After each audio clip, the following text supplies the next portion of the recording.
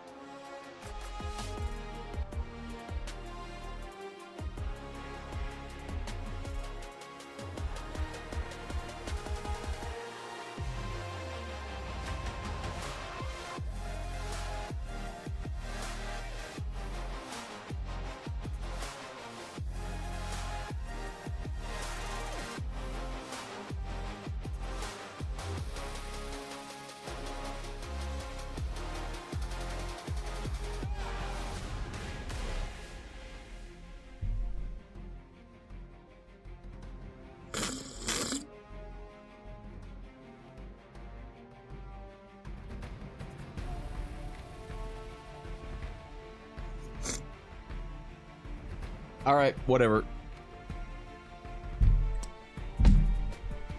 She wasn't sure if she wanted to be in here or not, so I guess she decided that she was actually cozy in her bed. So, man, there it is, bros. Welcome back to the stream. It is time.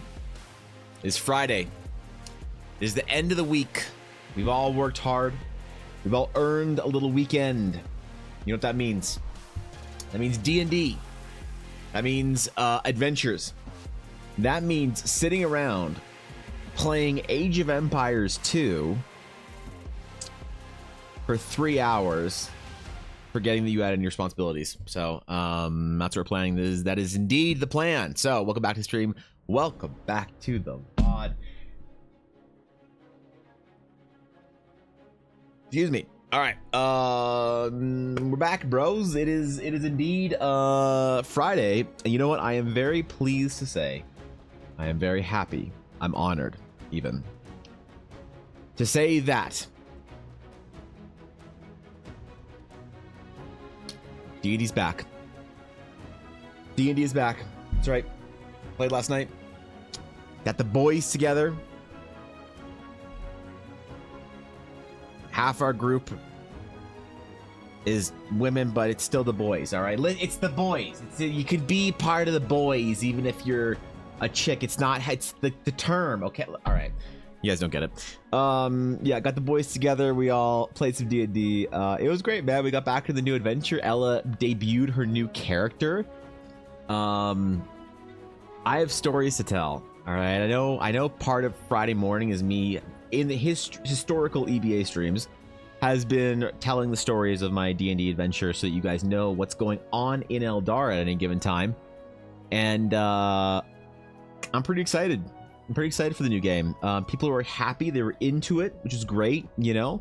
I'm just in a good mood about it, you know. How exciting! I'm excited about it. It was good to get back into the world. Arrow, oh shit! What's up, Arrow? What's going on? Thank you for the raid, dude. What's going on, guys? Good to see you. What's up, Diet? What's going on, guys? Good morning. What's up? Welcome to the stream. You got me just in the intro. I was just about to tell my chat about how my D&D game is finally back. That's right. I'm finally playing D&D again, Arrow. So now I can be a cool kid like you and the rest of the cooler kids that play D&D than me on this website. So anyway, guys, go follow Arrow. If you aren't following Arrow, you definitely should. I recommend it. You know, I endorse as much as my endorsement matters. I would like to think that one day my endorsement of another streamer, another creator, a friend, whatever, I would like to think that I could get to the levels of being Mass Effectian Commander Shepard. Jesus, help! It's early. Commander Shepard, and being able to say that this is my favorite stream in the Citadel. Does anyone get that reference? No, because probably none of you are ancient fucking gaming boomers like I am that remember Mass Effect 1. Like, holy shit! God damn it! Thank you for the raid, Arrow. Today we're doing requests, so we're going to be doing item requests. Why items and not characters? When I said we were going to be doing characters this week, because in fact I forgot on Wednesday to put out the request tweet. So that's why we're doing items this week, and we'll do characters next week. So stick around for that if you guys need some items done for your games. Otherwise, go follow Arrow. Do it. All right. But yes, we are back. Welcome back to the stream. Welcome back to the VOD for another day. It is indeed Friday, my friends, and I am pleased to say that I've played D&D for the first time since October.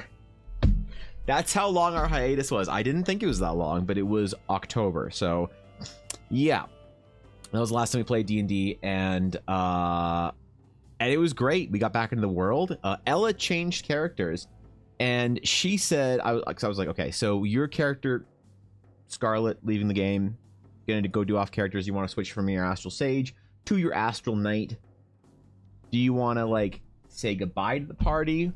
And she's like, I don't want to have to listen to two people in the party particularly cry, because they will cry. So I'm just gonna go leave off screen. And I was like, for sure, fair. So her new character, Charlotte, the Astral Knight. was introduced, which was very fun. As well as the guild actually spent some substantial time in the Dragon's Claim Guild Hall in World. So yeah, that was pretty cool.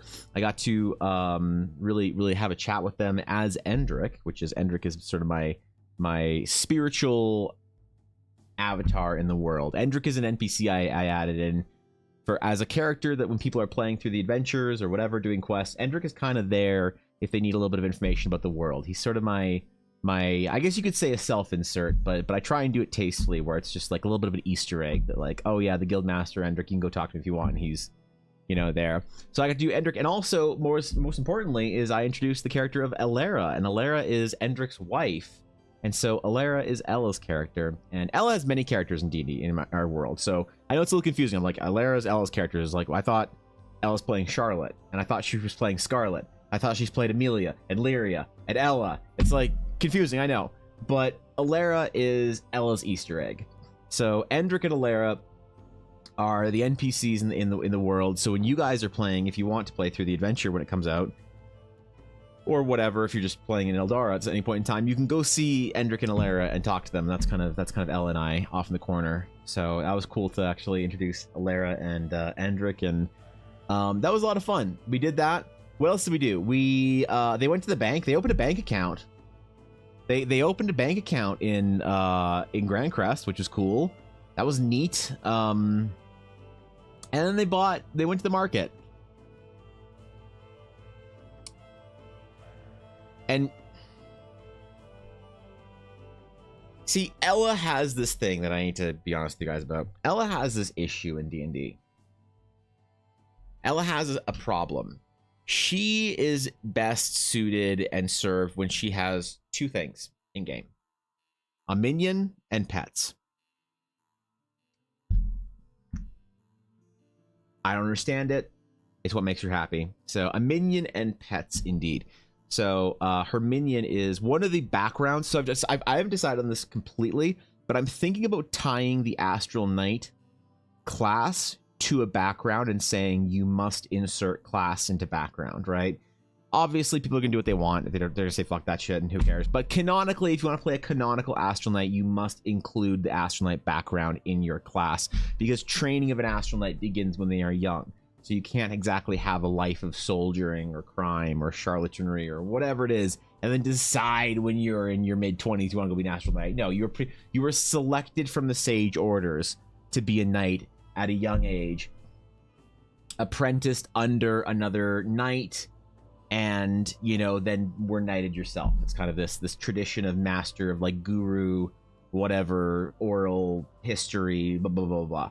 So Ella always does well with minions. So she had in our Star Wars game, she had a Padawan. In her Paladin game, she had a squire, and now she has an apprentice, in a knight apprentice, kind of a squire again, I guess. So she has a minion, which is great, and she also went to go. The first thing she did, all right, she gets to the party. Endrick introduces them. Endrick says, "Hey, you guys are on this mission. You've just found out this crazy thing at Horizon. You know, they finished that adventure, so we're waiting for some researchers to do some things." I called a friend, a contact, whatever, in the Astral Knight Order. I said there might be something that was interesting for him, and he sent me his former apprentice, Enter Charlotte. So that's how Ella's character sort of came into the game, how she's introduced. First thing, when I say, okay, you guys have the rest of the day, what do you want to do? In Grand Crest, you guys are just waiting, basically. So I wanted to let them get any shopping or anything out of the way. Any citying, you know, players like to city quite a bit in my games. So whatever citying they wanted to get out of the way, I'm giving them 2 days in-game to do that. And Ella's like, I want to go to the market. Okay. So they go to the market.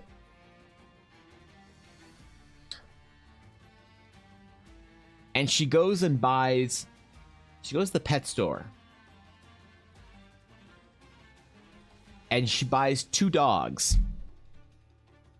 One large, massive mastiff.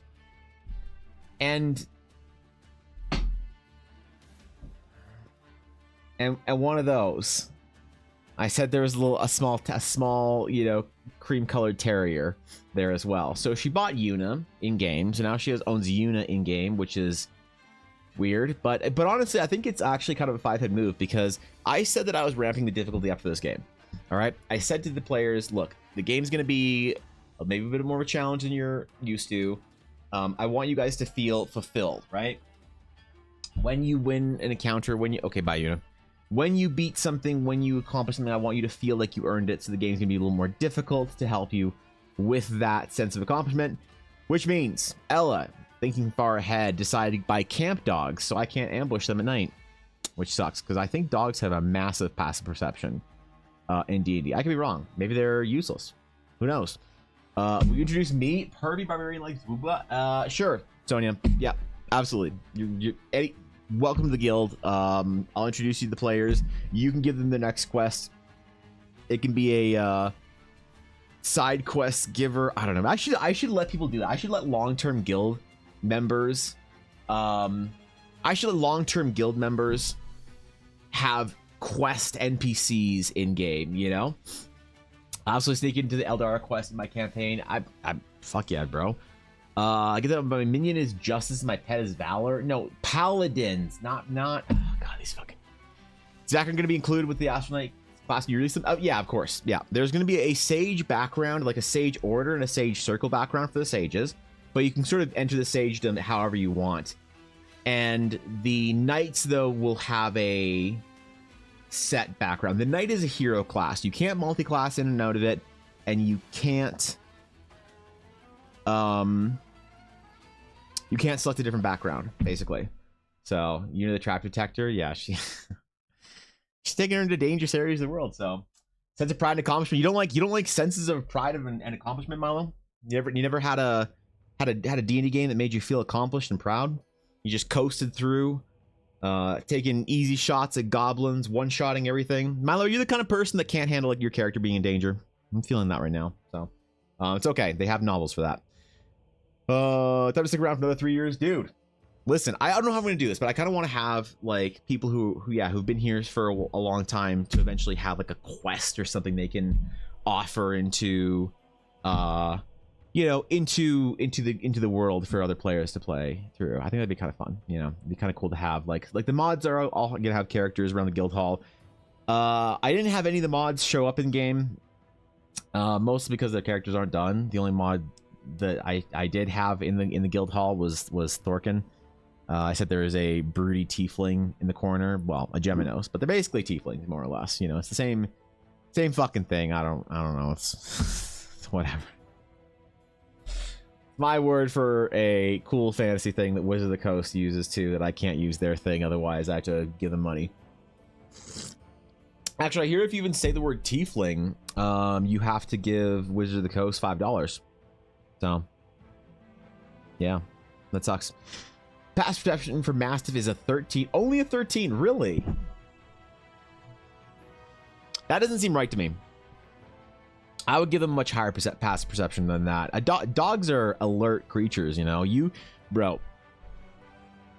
I don't hear a bang in the night, but Yuna sure does and wakes me up over it. That shit happens all the time, man. You know, I doubt very heavily that anything could sneak up on a camp that is, you know, that has 2 dogs in it. I think that was one of the reasons why people started, you know, domesticating dogs, because they would alert them of danger. You know, I wasn't sure if it was that or the hunting aspect, but I don't know. I'm not an anthropologist. I'm not an archaeologist. I'm not a dogatologist. So what do I know? I'm good, Azura. How are you doing? It is morning. It is morning. It is indeed morning. It is 10:24 a.m. I've been up for hours. I went to the gym. I did a very heavy session today. I feel very exhausted already, which is not a good place to be in at 10:30. But I feel good. I feel good this morning. I did some new weights. You know, I upgraded on my deadlift and a couple of other things today. So I feel good about it. I feel accomplished. I feel, you know, I feel like I've earned something today. I'm also sore, which is not a good sign. Usually I'm sore the day after if it's a new exercise or something like that, or new weight or whatever. But I'm sore the day of, which is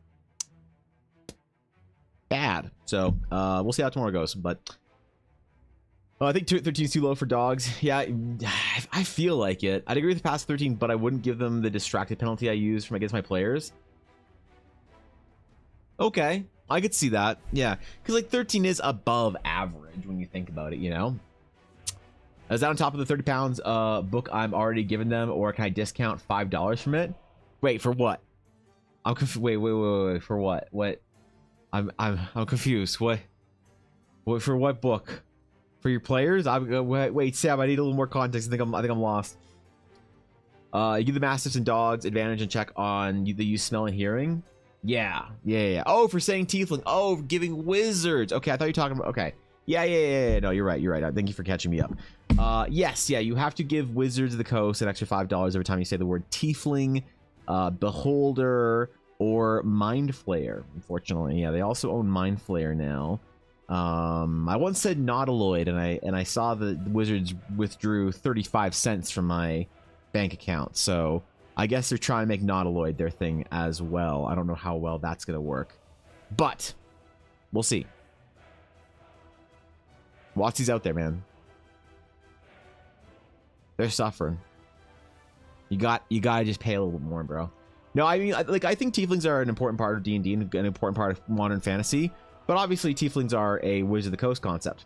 The tiefling was made for Wizard of the Coast. Now, is the random colored, horned, tailed person a Wizard of the Coast concept? Not really. You can do it. I mean, like Warcraft has the Draenei, and that's what I always think about it, you know, is that I think 90% of what a player chooses to in their player race, like their class is mostly mechanical. Not mostly, but more mechanical, I should say. But their between race and class, their race that they choose for their character is I think 95% aesthetics and vibe. From what I've gathered, maybe it's anecdotal evidence, I don't know, I'm sure there's outliers, but I think the vast, overwhelmingly majority of people want to pick the vibe. So they want to play a tiefling, but they don't care if it's a tiefling, they don't care if it's demonic, they don't care about all this shit. They're like, I like tieflings. Oh, I'm playing Warcraft, I'm playing Draenei. It's like easy, right? I give all my players Vicious Mockery and the Bard ability to insta-kill any normal enemies that aren't bosses are on a nat 20. That's amazing. That's amazing. We used to have Pixelated. We used to have something in old D&D that I used to play with my friends when we were in high school. It's a rule from 3.5 that we carried over to 4.0 that I don't have in 5ed. That is, if you roll a nat 20, you had to confirm your critical strike, right? So in 3.5, just people don't know, you rolled a critical strike, a nat 20. You rolled a 19 or 20 for some classes and some weapons, right? They had a larger crit range. So you roll a 19 or 20 or whatever. And then you had to roll again to make another attack. And if that attack exceeded their AC, then it was a critical strike. And if it didn't, then it was just a regular hit from the first one. So it's called confirming the crit. And if you rolled 3 20s in a row, it was an insta-kill on anything. So I instituted the rule where you had to roll 2 20s in a row would insta-kill anything, because I feel like 20s are fairly common, but I don't know, I think you're probably safe saying any nat 20 could be an insta-kill. I think it's very thematic, it's very cinematic, I guess, you know? I don't have a problem with that. I like that, actually. You challenge that one, nautiloid is a real thing. Yeah, that's the thing. That's why they only charged me 35 cents, Sam, instead of a full $5. I think they're just trying to get in there, you know? So these players assuming that their 35 passive perception applies even if they're asleep, even if they're in a loud argument, and assuming it applies to scent, vision, and hearing in all directions all at once. So I usually do -5 distracted unless they're in a situation where they can actually perceive. That's a great idea. Yeah, you know, the one thing that is the most obnoxious thing that a player can do is try and stack high passive perception, because that player thinks they're the shit. It's like the two most annoying things that a player can select that they don't have to RP being good at is high passive perception, and what's the feat where you remember everything? You remember like everything you've ever read or whatever, you know? Like I don't remember what it was called, I forget. It's some wizard shit. But players that have that, you know, I always think it's funny when they try and role play that, but they can't. So they, you know, I don't know. Those players can get annoying, and so I always give them a little handicaps here and there where when I think it's, you know, a little bit too overpowered. Keen mind, thank you. Yes, keen mind. Nat 20s are common. They are absolutely common, Mel. It's every 20 rolls you make, you're on average, you're getting 1. You know, if you get Blackwood dice, I don't want to say Ellis dice are enchanted, but you know? And hey, listen, is Ella above the moral, you know, the morality of making weighted dice for someone? Probably not. No one's ever asked her to make weighted dice for them, but I'm sure she would, you know? I'm sure you could convince her. She'd have to make new molds for it, because I think on her current molds, her 20s are down, so she can't stack things in them on the ones, which is the 20 and the 1 on the other side. But I'm sure that if somebody paid Ella enough to make new molds for a weighted set of dice, I'm sure she would, you know? Yeah, and then you're rolling 20s every other roll. What are you worried about? You get it all the time. The modern tiefling's actually 4E invention. Before 4E, tieflings were known as multicolored horned people as we know them today. Yeah, they just had little pokey bits or whatever, right? No, I think most people like things. They like what they like about a tiefling or whatever is they enjoy the dramatic aesthetic, but they don't necessarily want to be like a demon or whatever. They don't want to have like a demonic blood ancestry. It's just, oh my god, it's so exhausting. I don't know if people disagree or not. When I played player characters, I choose race that complements the class choice, either mechanics or aesthetics. For example, in the character I made, I did a fire genasi light cleric, since light clerics get fire spells. I think that's not a majority, Garth, and I think you're a little more unique on that. Not like unheard of, but I think that more people will try and pick an aesthetic that they like. They like tieflings, they're cool. They like, you know, Windra because they played a Viera in Final Fantasy 14. I don't fucking know. They like Geminos because they like tieflings. They like whatever they'd like. And then they pick whatever class they kind of want out of that, and they kind of build the vibe. So that's what I've seen is more common. But I definitely do like the whole complementing. There are certain things that complement well. You know, playing like a Dwarven Paladin or what's up? You like to play something about dice? What about it? Dice potions, yes. I'm aware. They're all rigged. They're all rigged? They're all nat 20 for nat 1. Okay, well. After singing salt water, they fail. I'm glad you cut open shitty Amazon dice to figure out they're rigged. I'm not surprised. Keen Mind's so boring. It is kind of boring, actually. It's boring when somebody doesn't put the effort into being a Keen Mind. So I played with somebody. The only time I ever played with a Keen Mind player that was good once was a player that took notes so rigorously that he explained his note taking via Keen Mind, but he never like adjusted his glasses and said, well actually I have Keen Mind, so I would know that, Evan, you know. I'm like, okay, sure thing, Daniel, whatever, bro. Humans as race are in the Creative Commons SRD, so they can be used anywhere. However, they're not described in any way or text or form in the PHP as describes them is still copyrighted. Yes, that's the problem. Is I don't trust the Creative Commons SRD. I don't trust it. Atari, do you think I'm paranoid for that? I don't trust it. I don't care. If it's a WotC invention, I don't give a shit. I'm not going to use it because I don't know enough to think that they, like, in some ways could, like, finagle it in the future or whatever, or just do some weird shit, you know? Like, I just don't know. I'm worried about that to the point where I don't want to use it, for one. Also, the other part of it that kind of is liberating is I think that it's nice to be able to use different terminology, different words for this stuff, because it removes the baggage people carry from one thing over to another, you know? So I think that's, like, that's something I've found is really beneficial, you know? The players had an absurdly high rate of nat 20s on a d20 she stored in her bra, which she started as a joke, which led to cascading absurdity. There you go. Yep, that's how you do it, apparently. So, damn, bro. Well, hello there. I wouldn't know. What are we doing today? Good morning, Senix. I'm recounting tales of D&D game last night, because I played D&D for the first time in months, Senix. So, good to have you. What's going on, bro? How's it going? What's up, Soja? One of the characters I almost made before switching to a different concept was a Drow Shadow Sorcerer. That's pretty cool. I've never really played a Drow. I've never had an affection for Drows. I've never used them as NPCs. Never, you know. I have like the dark elves that I have in my world are all like moonlight fucking star crystal chicks or whatever. They all have like bead curtains and I don't know, collections of rocks or whatever. Which I did decide that Endrick does collect rocks. So that's something that I introduced into canon yesterday. That is now official Eldarin canon forever. So I really like the juxtaposing pieces, which why I love themes from 40. Playing like a guardian rogue smoke ganassi who protects the princess from the shadows. That's pretty cool. Yeah, I don't know. I tend to play a lot of humans, you know, mostly humans for when, How often you know. did you reschedule before the game actually happened? We actually one-shot it, Sunix. Thank you for 200 bits. I appreciate that. What the fuck?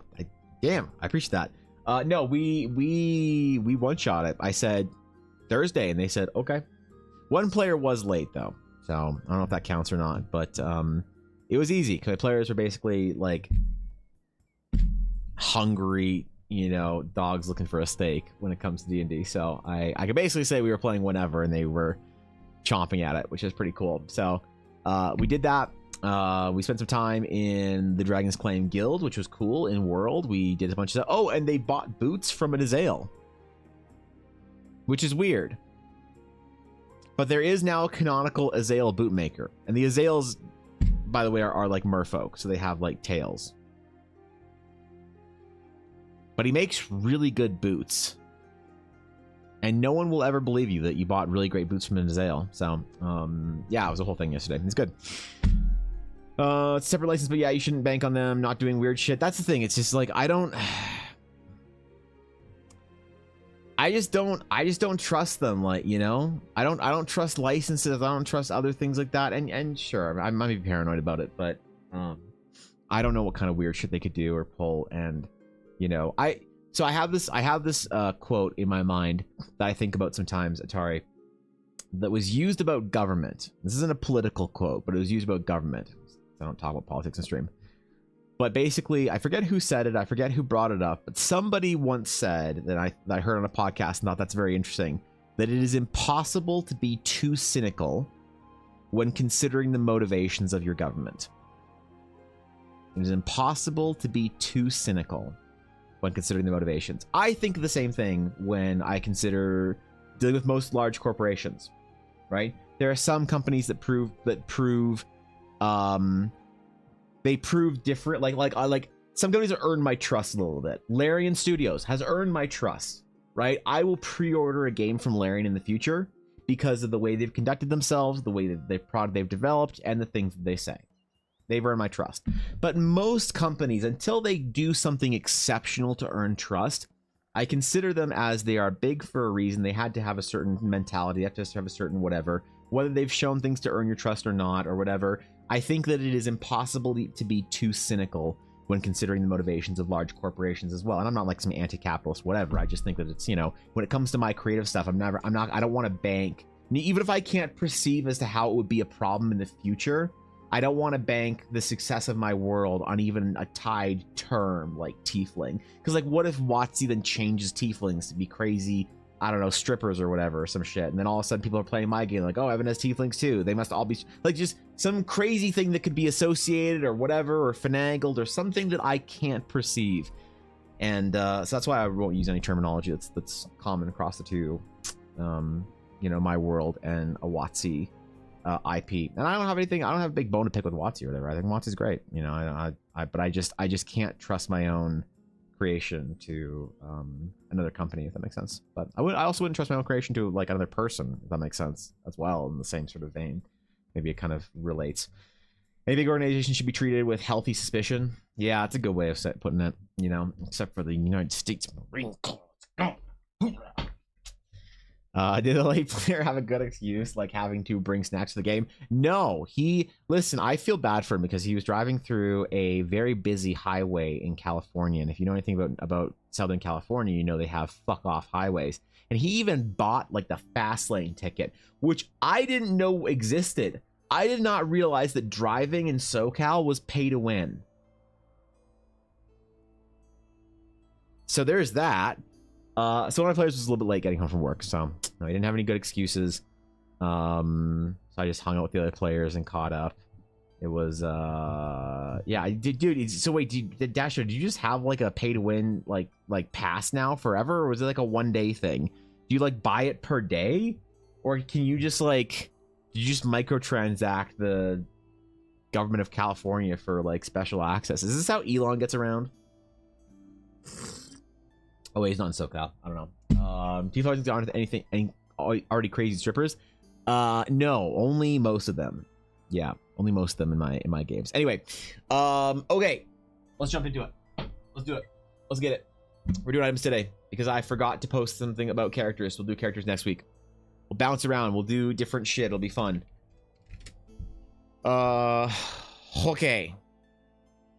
As always, if you have an idea and you would like me to draw it today, we're doing magic items of all varieties, all shapes, all forms.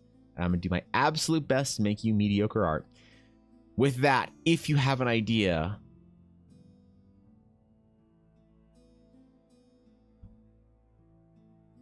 exclamation sketch. You know the way it works. You know the way it works. There it is. All right, 5 minutes on the clock. 5 minutes on the timer. Did Disney get the idea from Cali, or did Cali get the idea from Disney? I don't know, but fuck, it's expensive to go to Disney now. I don't know. I wanted to take Ella to Disney World at some point in time. I grew up pretty broke, but my parents made sure that we had one vacation when I was a kid. I only went on one vacation from the time I was born to the time I was like 20 whatever years old. And it was our only family vacation. We went to Disney World. My parents basically said, we've got one shot with these boys. I was about 10 or 11 years old, and I loved it. And so I've always wanted to take Ella to Disney World because she has manifested her emotional damage, like many other 30-something-year-old women, in being a Disney bitch, as she puts it. Okay? Some 30-year-old women apparently manifest their emotional damage with things like, you know, buying cats or getting into crystals or whatever, or fantasy novels or some shit. Ella is a self-proclaimed Disney. So I don't know. I manage my emotional damage by playing Age of Empires 2. So that's mine. I'm not a Disney guy, but that shit's too expensive now. That shit's too expensive. I don't know. Even going to Disneyland is expensive. Fuck, man. They're passing 2-ton big cities in the U.S. It's Georgia's called the Peach Pass. They do not, Garth, I do not believe you. They call it the Peach Pass. No one in Georgia is that cringe as to call their like pay to win driving pass the ass pass. All right, I don't believe it. I think you're messing with me. What's up, Blink? How's the stuff and the things? It goes well, my friend. I hope you are doing well on this chilly spring day. Yeah, it's been good. It's been good. DD World's coming along. Things are going well. It's starting to warm up outside. I'm excited about that. Yeah, they are. Oh God, really? All right. Well, hey, yeah. So our player was late. He got apparently the fast pass, but still arrived late. So we had to play a little bit. I don't know. We had to play a little bit shorter of a game because I can't stay up late anymore. You know, I'm going to the gym. I'm doing stuff in the morning. I'm getting there early. I can't stay up anymore. I can't play past 10. Are you kidding? So, that sucks a little bit. I did enjoy when I used to be willing to and able to stay up late at night. When we were playing our Star Wars game, we would play until like 1-2 a.m. you know, or whatever, and that was always fun. But I think that I've begun to value routine for my sleep schedule a lot more. Not really for any like big reason, but just because like not like, oh, I have trouble sleeping or whatever, but just because it allows me time in the mornings to do stuff before stream starts. You know, I have a couple of hours. I wake up at about 6:30, and then I have like 3-ish good hours to do stuff before stream starts. And but I'm still not playing like midday or later in the day or whatever, because you know, if I was streaming later in the day, I would just like sort of wait around all day to start stream, and I wouldn't do anything. You know, but at least I'm fairly rushed in the morning when I have to go to the gym and deal with Yuna and make breakfast or whatever we're doing. So yeah, I don't know, it's been good, but I do miss staying up late. I haven't been up that late.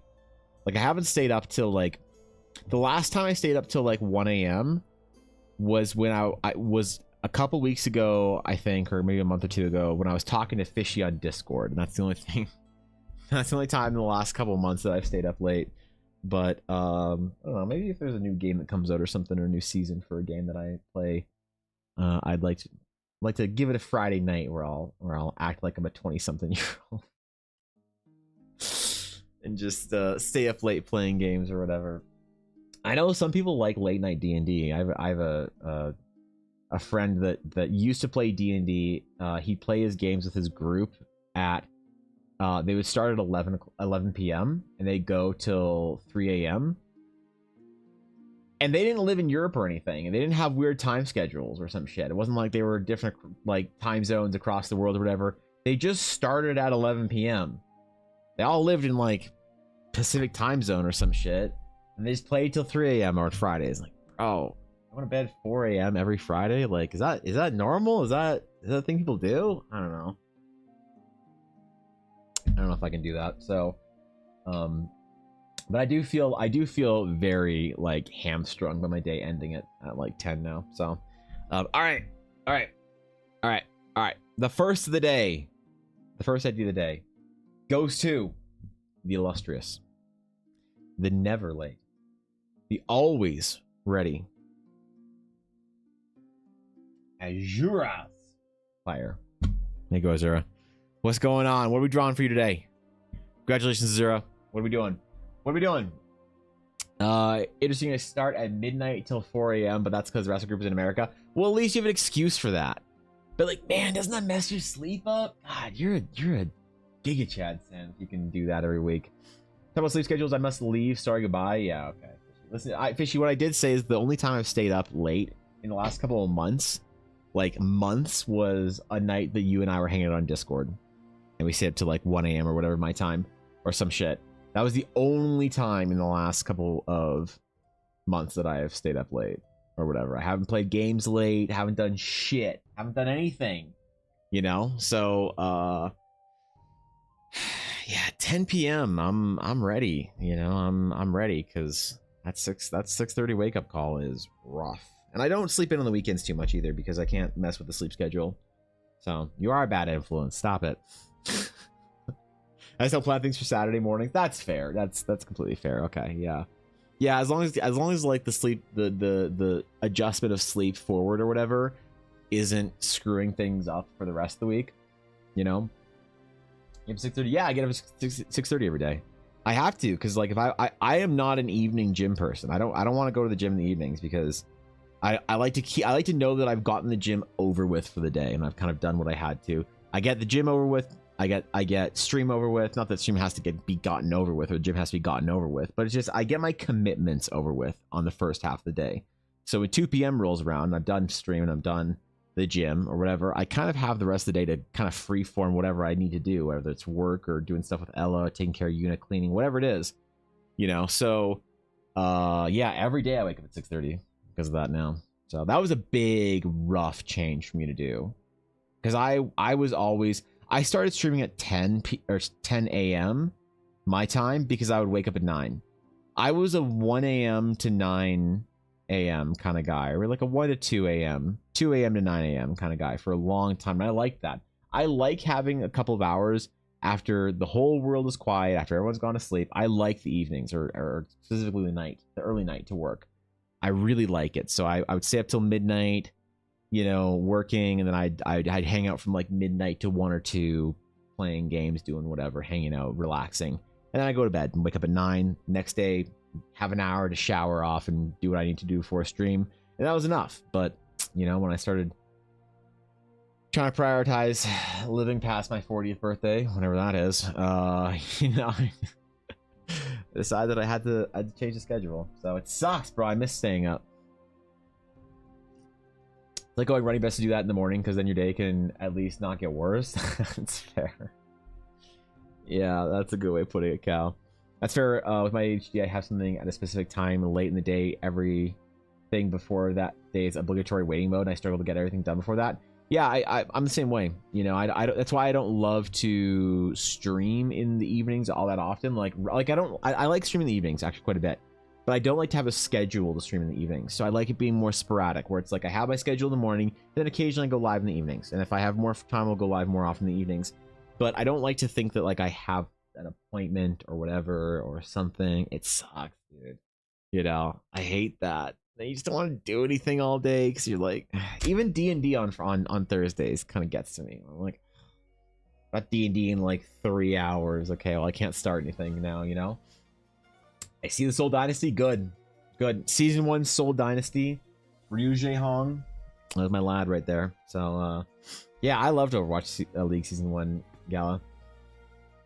Does that I just wake up late so I can do things late at night? That's fair. That's not healthy though. That's not a good way of doing it. I don't recommend. But you know what? It works for you. So who am I to say it's a problem? You know? Alright, what are we doing, Azura? What are we doing for you? 6 a.m. at night owl, but all this stuff has to be done during the day. I miss late nights. Yeah, fuck, dude. For a while there, like, I've always been a night person. When I was in high school, I would stay up till like 2, 3 a.m. every day, 5, 6 a.m. on weekends, you know, talking to my friends online or whatever, sleeping all morning on Saturday, all morning on Sunday. And then when I was out of high school into college, it was like that sort of era was more toxic sleep than ever because it was late nights but early mornings as well. And then where I got really comfortable was when I was working at the game store I worked at for a long time, because game store opens at 11. So you had to be there at 10 a.m. So I was waking up at 9 a.m. every day. So I was up till 3 a.m. every night. So there was that. And then there was a while that when I realized I really had a problem it was around when Diablo 3 had come out. So a long time ago now.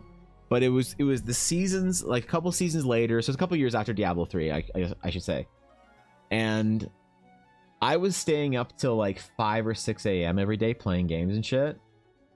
And for some reason, it really, really, really bothered me to try and go to bed when it was like when the sun was coming up. So I was always trying to race going to sleep before the sun would begin to rise, you know? And that was weird. I didn't like that. That wasn't good. So I realized I had to make a change. So I started staying up responsibly till about 1 a.m. every day instead, you know? All right, Tears of Starlight, a magical item created from the tears of a dying star or celestial willingly given, holding the core of the star's essence within. It can be used to wield astral power at your fingertips, becoming more powerful as your connection to the consciousness within the item grows. What kind? Wait, what is the base of the item? Is it a wondrous item? Is it like a trinket? Is it like a trinket, or is it like a amulet? Is it jewelry, or is it like just a sort of an item that you can sort of hold? Because I very rarely get requests for items like that, like wondrous items. I just want to make sure I'm not missing some detail in here, like, oh, it's actually a dagger or something, you know? That's cool. I kind of like that, actually.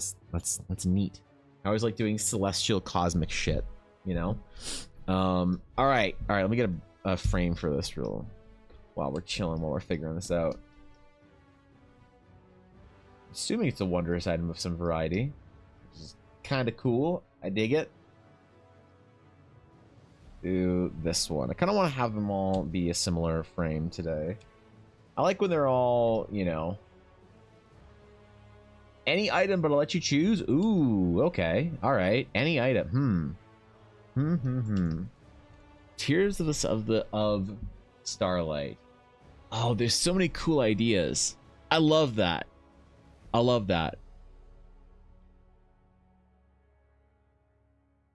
I could put it in a weapon. Can make it kind of a jewelry thing. I could make it a wondrous item. I kind of want to make it like a scepter or something. Yeah, I kind of want to make it a scepter, actually. I have an idea for that. I have a very clear vision. All right, I like that. All right, Zero. We're gonna do something cool for you, Zero. I'm gonna try here and do me something kind of sick, if we can. We're gonna make it into a scepter, so it's kind of more of a wondrous item. Maybe like a mace if you want to use it like that, I guess. We'll sort of leave it open-ended for the viewer to kind of make up their own mind and figure out what they like about it. This is cool. This is a great start of the day. Like the idea that the personality of the star celestial shapes the tier. Yeah, that's a cool idea. All right. We're gonna do this kind of like core, and then I'm gonna shape around it, and it's gonna be cool.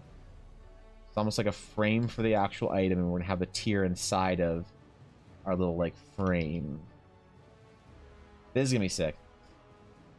All right, we'll try and make it non-metal in some ways for Fishy, who really just despises when I draw metal items now. She's just kind of angry at me about it. So I don't want her to revoke her like Runa privileges for me, where I get to draw her dog knight, or she's gonna ask a better artist to do it because I couldn't draw something non-metallic for her. So I gotta be careful. All right, I gotta be on my A game. We're gonna do sort of a frame and kind of like almost make it look like an astrolabe, and have the tiers inside of it. They want to get better at other things. True.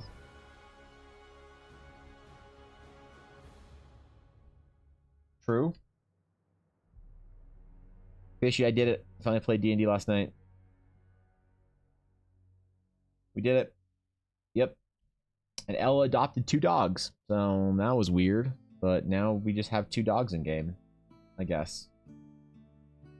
I don't know what for, but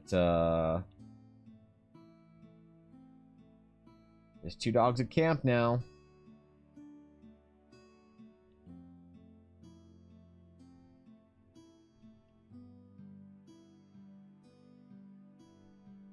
She's very excited. She's very enthused.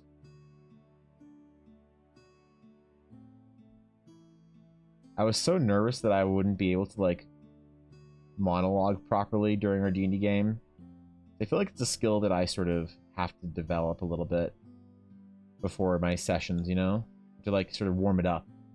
But we got in there. Did she name the dog? She named one Yuna. She bought a large mastiff and a tiny terrier. And the terrier she named Yuna. So right. And the large mastiff, I don't know what she wants to name it, but the mastiff is a reference to another D&D game that we played where her family, her noble family, raised mastiffs on their property. So drawing all the metals and weapons, things improve so much. It still feels lacking, but I'm glad you think so, Fishy. You can be an item that is like peak astral sage. Okay, we can do something like that. Sure. Fuck yeah. Is one of them scratched from Baldur's Gate 3? No. A real dog. That can actually fight. Instead of just goes and gets killed by a mind flayer in one shot. Rip scratch. You draw League of Legends characters? No, I don't really draw much fan art. I spent a lot of time, Gala, not wanting to draw fan art because I wanted to sort of get known for my own IP. I didn't really ever want to fall into a trap that I see artist friends get into, whereby they will be known for fan art, and the problem is that that's what they're like. They're kind of like stuck in there, you know. They do other stuff and people don't want to see it. So I had this like sort of aversion to it, where I wanted to draw fan art for things that, like, you know, for like when a new. There are a couple times that I've really wanted to draw fan art, and a couple of them were like when the Ahsoka show came out. I really wanted to draw Ahsoka, like grown up Ahsoka. I wanted to draw some Pokemon stuff in the past. I wanted to draw a League champion or two. I wanted to do stuff, but I just never have because I'm always just like conscious of that sort of aversion to drawing fan art. But I decided this year that I was sort of more comfortable now, sort of expanding out and doing stuff that I want to do when I want to do it. Not everything has to be now part of my like world and greater story and whatever. And so I have begun to expand out. I did some Baldur's Gate 3 stuff. I'm doing some Final Fantasy stuff right now.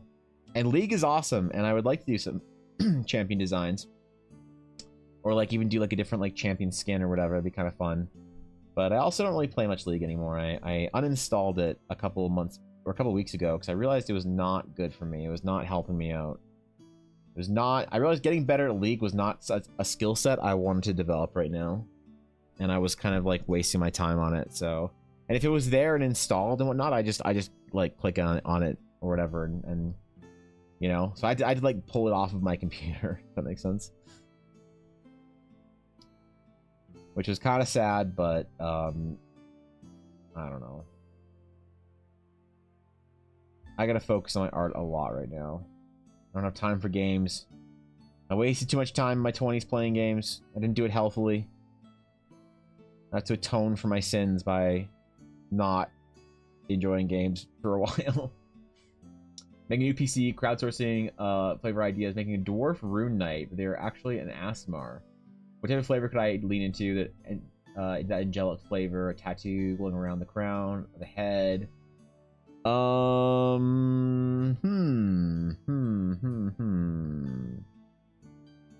For flavor for a dwarf Aasimar, there's a lot of stuff you could do, actually. You could kind of like, I always think of dwarves as being very like, their culture is very like old. So you kind of lean into some of those like old, like orthodox iconography kind of vibes and designs and whatever else. There's a lot you could do. Rune Knights are cool though. It's a cool base for it. I think you should. Fan art is so cool, and it'll draw a wider audience. Yeah, it does, but I don't know. I have weird sort of hang-ups about those kind of things, you know. And it's like, yeah, there's nothing wrong with fan art, but like if I don't have enough time to do everything and I have to choose between doing a fan art piece or an original piece and I can only do like one thing in a week, I will always do the original IP stuff. 10 out of 10 times. Because like a wider audience is definitely good, but also like I heard something very interesting from a friend, or yeah, I heard something very interesting from a friend that I used to have that was an artist, and she like kind of fell off the face of the earth and went to NDA hell working for studios. But she still has a big Instagram following, and she said to me, I'm trying to remember what the exact number was. I think she said that she would rather have realistically 1,000 like followers for her OG like IP, like OCs and stuff, rather than 10,000 followers for fan art. Maybe the number was higher. I can't remember if she said 10,000 or 100,000. I remember asking her if she was like serious about that number. I think it was 100,000. I think she said she was at like couple like, you know, 10 or 20,000, whatever. I think she said I'd rather have only 1,000 followers that follow me for my own art than if I made it to 100,000, because the value of one person who likes my original art, that person will buy prints, will buy commissions, they might support on Patreon. But people who are there for fan art usually only want to see their like hot, you know, tracer ass or whatever, and that's it. And it was very interesting where she like sort of made a very realistic kind of correlation for what it's useful, like for the usefulness of having an audience that likes you for your original work versus likes you for your fan art. And it was very eye-opening, because I always thought that like there was no way that 100,000 Instagram followers couldn't be, you know, monetized as a career no matter what you're doing. But she implied that it was a lot less than you think for a certain type of people that followed you. If they only want to follow you because you draw, you know, hot booba characters from their favorite anime, that it actually doesn't like do anything for you or whatever. Those people like don't retweet, they don't engage. They don't engage with your work at all. They don't like it. They don't comment on it. They don't share it. They don't talk to other people about it. They don't like go to your print store. They don't like support you or whatever. They'll just click on the fan art, be like neat, and then keep scrolling. But like people who are there for like your character or your thing are much more likely to like fulfill you as an artist by like liking the things that you're doing or whatever. I don't know. It's probably nothing. I mean, nothing I need to worry about, right? I just do what I want, and I guess if people like it, great. So you also overbook yourself most of the time, so it makes sense why you wouldn't do the fan art. Yeah, I don't overbook myself, okay? Listen, I don't overbook myself. I get dunked on, okay? It's a bit different. I have never once overbooked myself. That is not true. I've just overestimated my ability to accept the current amount of bookings. Okay? That's not the same. That's different. It's unique. It's completely a different problem. Okay? Be very clear about that.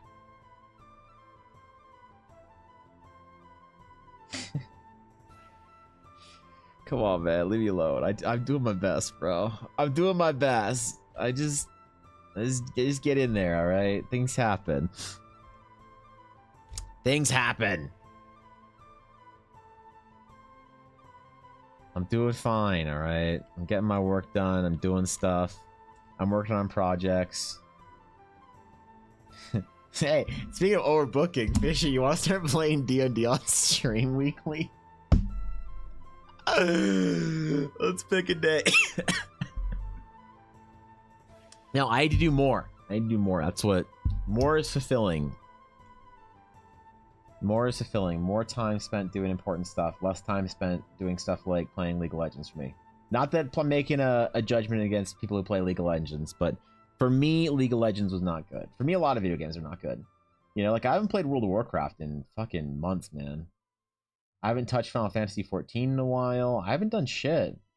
It's been so focused on art that, like, you know, when you go into those sort of like those like deep focus modes for something you're trying to get better at or whatever. I feel like everyone has those like training arcs, and I've just kind of been in one for the last fucking like 2 years. But man, is it fulfilling to have my players playing in the adventure and have people like excited for it. God, it's so nice to have Eldara like actually turning into something that is tangible, right? Because before Eldara is just this kind of thing, this amorphous thing that people are like, oh, that's neat. But now it's actually becoming something like there's music and all sorts of stuff for it. Still haven't heard back from any jobs, so I'm free during the day. All right, let's pick a day. Let's do it. Fuck it. Tuesday morning. Let's do it. 101 D&D. Let's fucking go.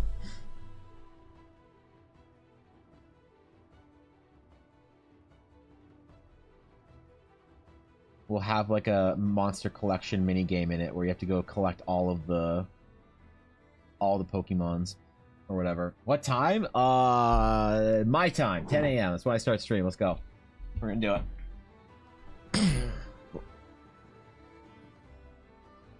That's right.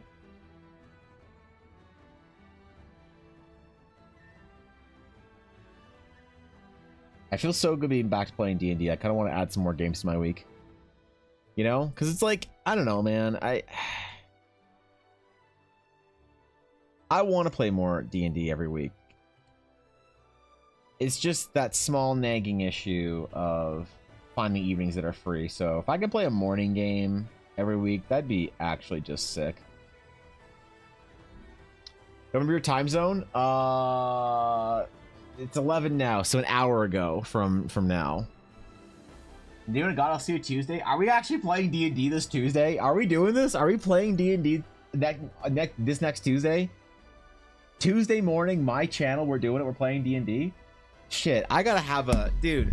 I gotta get. I don't have art ready. I don't have maps. I don't have a token.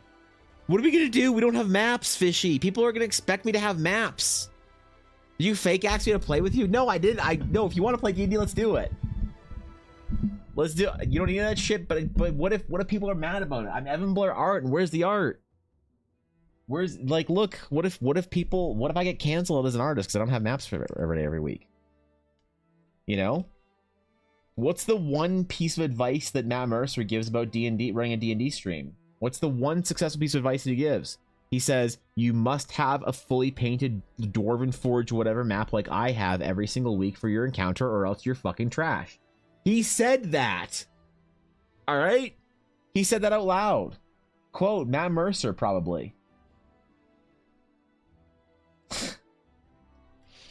What if I don't have the art? What if people are disappointed because of that?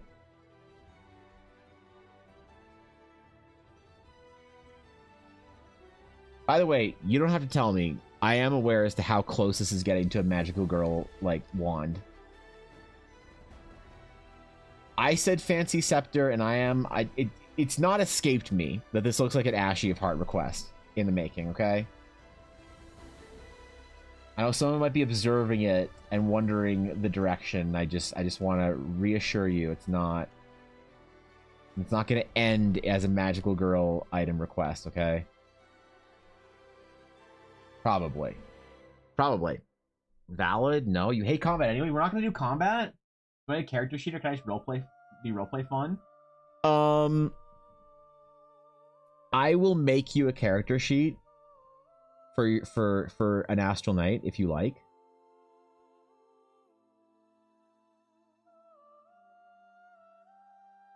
But there won't be a ton of combat, I don't think. Yeah. I don't think. Depends on if Ella wants to fight things, or if she says, fuck you, I don't want to be part of your stupid D&D game, Evan.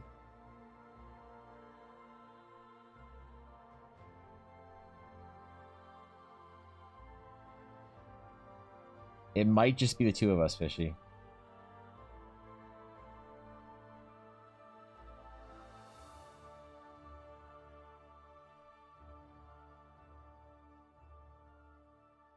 So, yeah, I don't know how much combat there would be.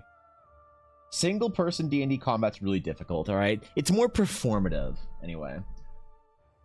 You're worried about people not taking your real artist. You put on a playlist of your old streams at 10x speed so people can see art while D&D happens on the side? Oh, shit.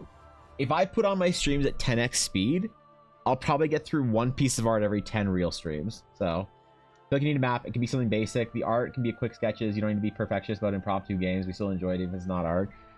Dude, alright, fine.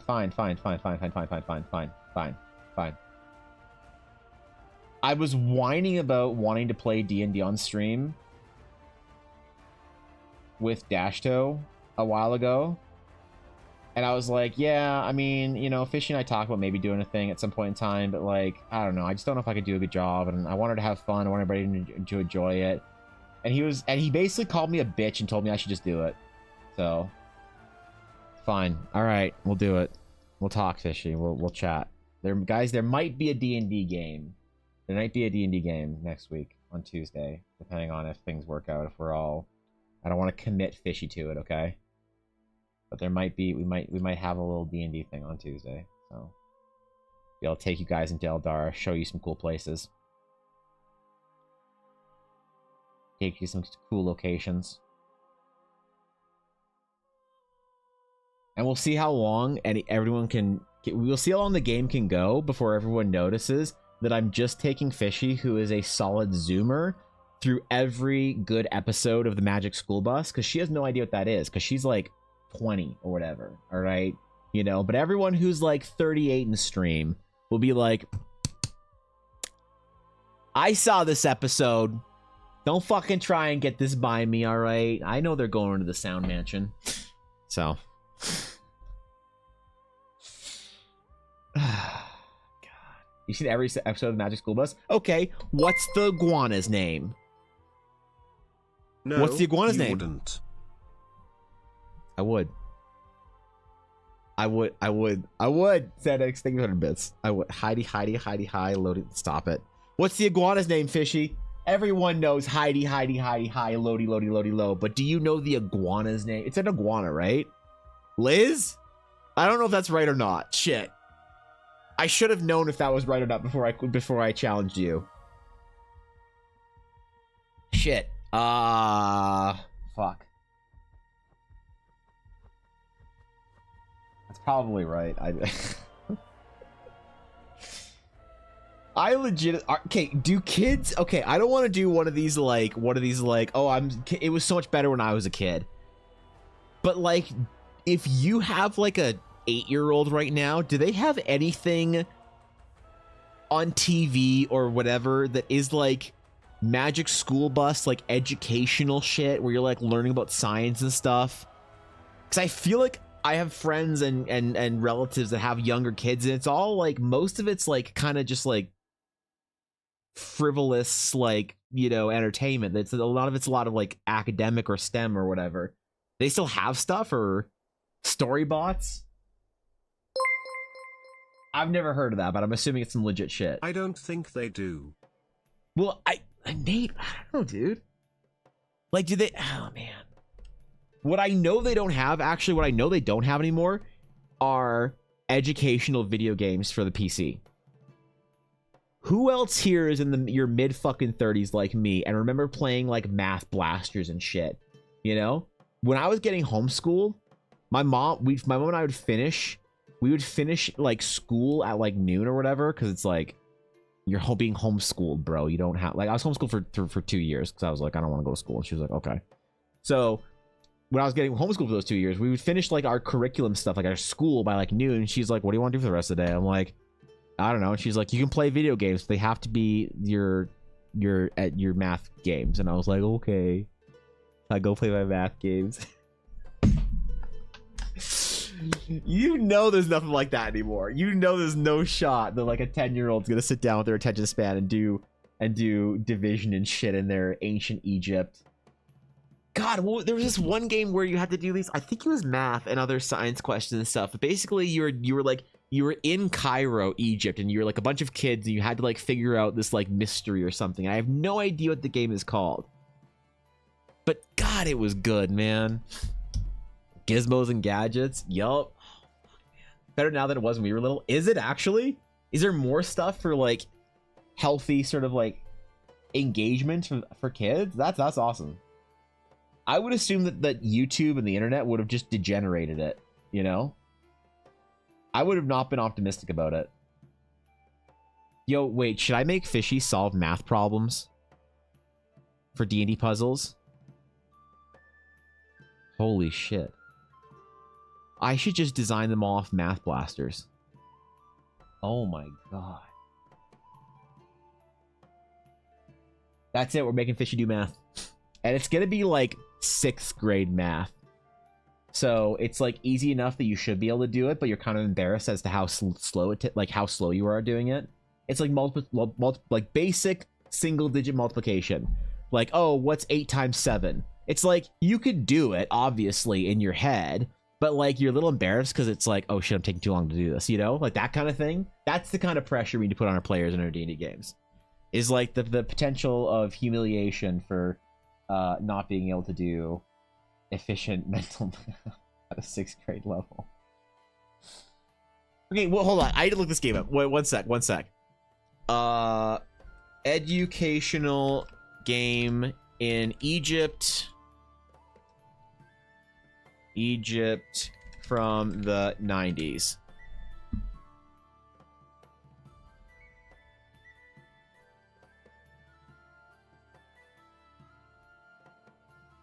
Clue Finders 4th grade adventure.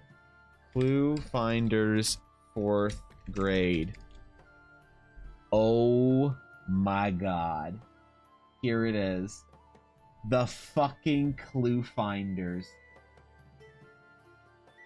Holy shit, dude. Oh my god. I hated this puzzle. Come on, man. And you had to pick all the different colors with the fractions. You need to cut the thing to make the fractions. And you had to make the words or whatever for the fucking dude. Because I homeschooled grades 4, 5, and 6. So I played this shit out of Clue Finders. I played the 3rd grade adventure because it was fun. Shut up.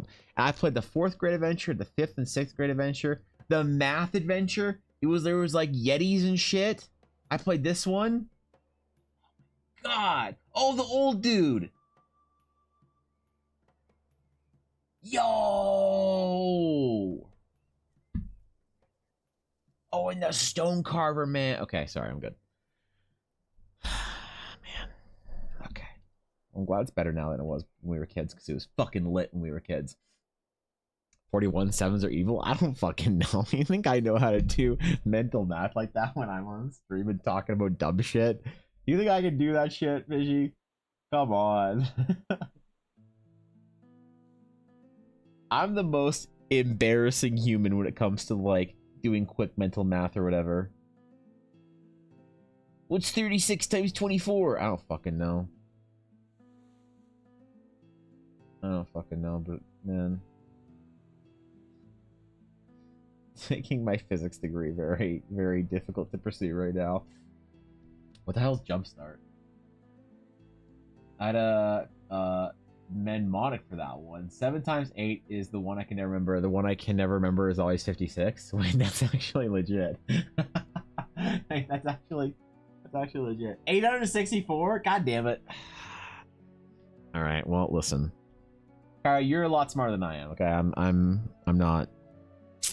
I can't visualize equations, if that makes sense. I got in so much shit for this in school. I did not graduate with a good math score from high school, okay? Which is hilarious because I scored way higher in physics than I did in math. Way higher. Because I liked all the theory and science, but every time it came to fucking memorize equations and shit, I was like, bro, this ain't sticking. My math teacher in grade 12, he was a G. I loved him. He was probably one of the best teachers I ever had. He was one of those teachers that should be paid a lot more and made a fucking difference. And I actually looked him up, and now he's a principal at like some specialty school now, which is like fucking good for him. But anyway, he approached me when I was in, because I had him all through grade 10, 11, and 12 for physics and math. So I had him for 2 classes all year. 10, 11, 12. And in grade 12, he came to me and he said early on the semester, in second semester, he said, look, you've got your provincials coming up soon, right? And I said, yes. And he kind of like looked a little awkward, and I was like, uh-oh, am I gonna get like he looked like he was uncomfortable, and I was like, you do not want to be approached by your teacher in grade 12 when he looks uncomfortable. So I'm just like sitting there terrified. I'm like, yeah, I thought I was gonna get fucking kicked out of the class. And he was like, look, this is not necessarily in the rules, but I have gotten to know your test taking strategy over the last couple of years, Evan. And I'm like, oh, because my test taking strategy was getting partial marks enough to pass. All right. Or cheating off of Mary. That was the other thing I used to do quite a bit. But I don't think he knew that part. He said, I know your test taking strategy. I know you know how to pass a test. And I was like, yes. And he said, I'm impressed with how it seems like sometimes you have no idea what the con is about, but you can pass a test. Which is true because I missed an entire unit when I was sick for one period of time in grade 12 or 11 or whatever. And I came in and I passed the unit final without having studied, like even been to class for 2 weeks. So he's like, I know you can pass. You will pass your provincial exam, which is our finals, our SATs, whatever. And I was like, I will. And he said, but your coursework is gonna be the thing that doesn't get you over that passing mark. And I said, yes. He said, look, how about this? You're going to art school, right? And I said, uh-huh. He said, you're in my class because you like the content. And I said, yes. He said, I know you like physics. I was like, yeah, I like space and all this cool stuff. He's like, yeah, you're always talking about, when we talking about theory and stuff, you're always super engaged and whatever, and you're great to have in the class. And I was like, yeah, man. And I thought he was still going to kick me out of the fucking class at this point in time. I thought he was going to be, but, you know. So I was like waiting for it. He's like, so look, we're going to do the school year. I am going to pass you on coursework. And I said, uh-huh. And he said, and I want you to take this class to be a contributing member of the class like you have been in discussions and conversations. All right. I said, uh-huh.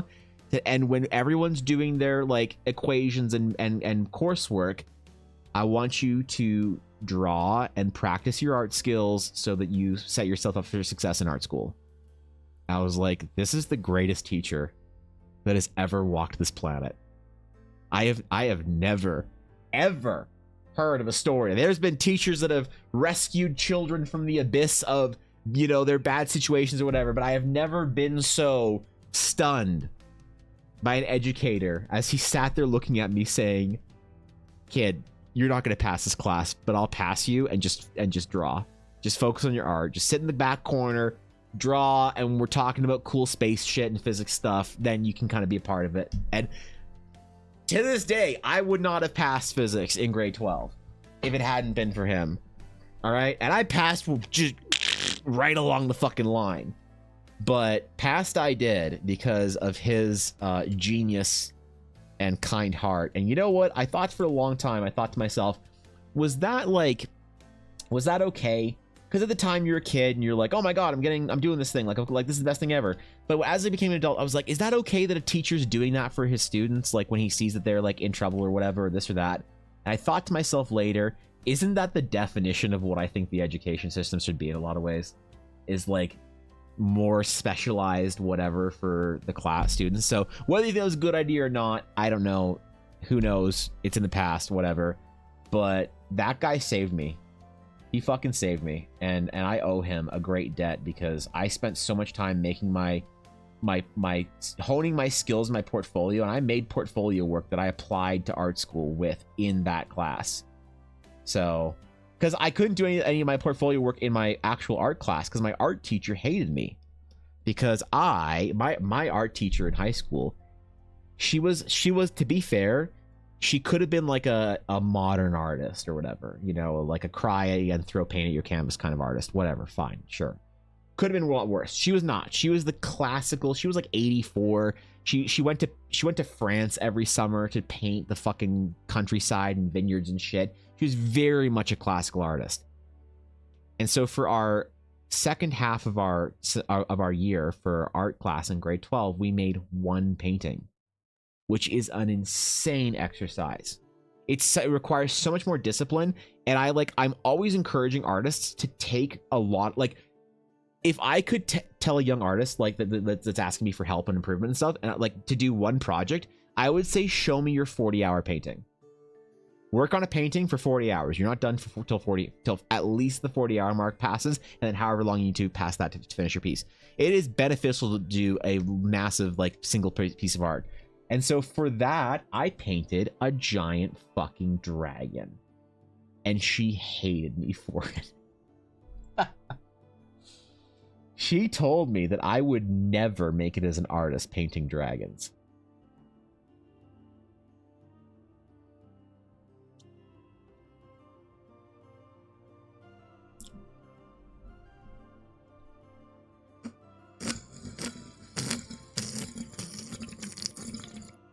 She's actually probably dead now. I shouldn't despair. I shouldn't speak poorly of the dead, but yeah, she told me that I would never become an artist painting dragons. So specifically dragons. So that's what my grade 12 painting was of a giant dragon, a giant acrylic piece. So so I couldn't actually do a lot of my like proper like art school work in my art class. So I had to do it in my fucking physics class. Oh, man. As referenced in the famous poem read by Christopher Lee, Corvus Corax. Corvus Corax. Hold on. But she told me if I didn't start paying attention, I wouldn't amount to anything in life. So, anyways, I went to uni, studied interior design, then passed the NCIDQ exam. I don't know what that is, but it sounds impressive. Which she's known for an interior designer. A few years later, I was back in school with my niece to talk about my work. So the teacher, all I said was, so you take back what you said to me years ago. Damn, bro. You were always clever, but you acted stupid? Damn, that's a... Damn, bro. How do you even take that? The Corvus Corax, alright.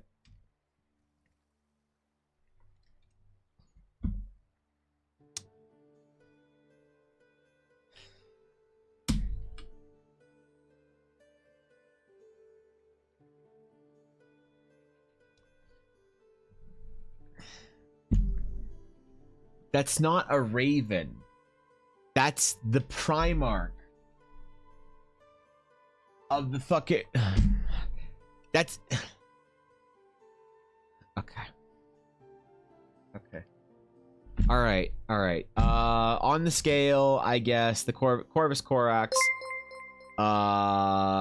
you know, I think... That is the scientific name for the common raven, though.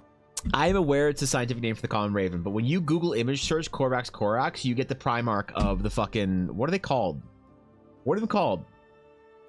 What's their chapter called? The fucking Ravens or some shit? Raven Guard Legion. There we go. Sorry. So the thing is, when I search Corvus Corax, I don't get the common Raven. I get Corvus Corax, Primarch of the Raven Guard. So if we're ranking Corvus Corax as a bird this week, I'm going to give him an 8.5. He's far better than any other bird. So somehow he earns the top score. And yesterday was the Hawaiian Raven, so that's an impressive. I did not think that we'd beat that yesterday, but good meta this week, Aduria. Thank you for the 100 bits, bro. I appreciate it.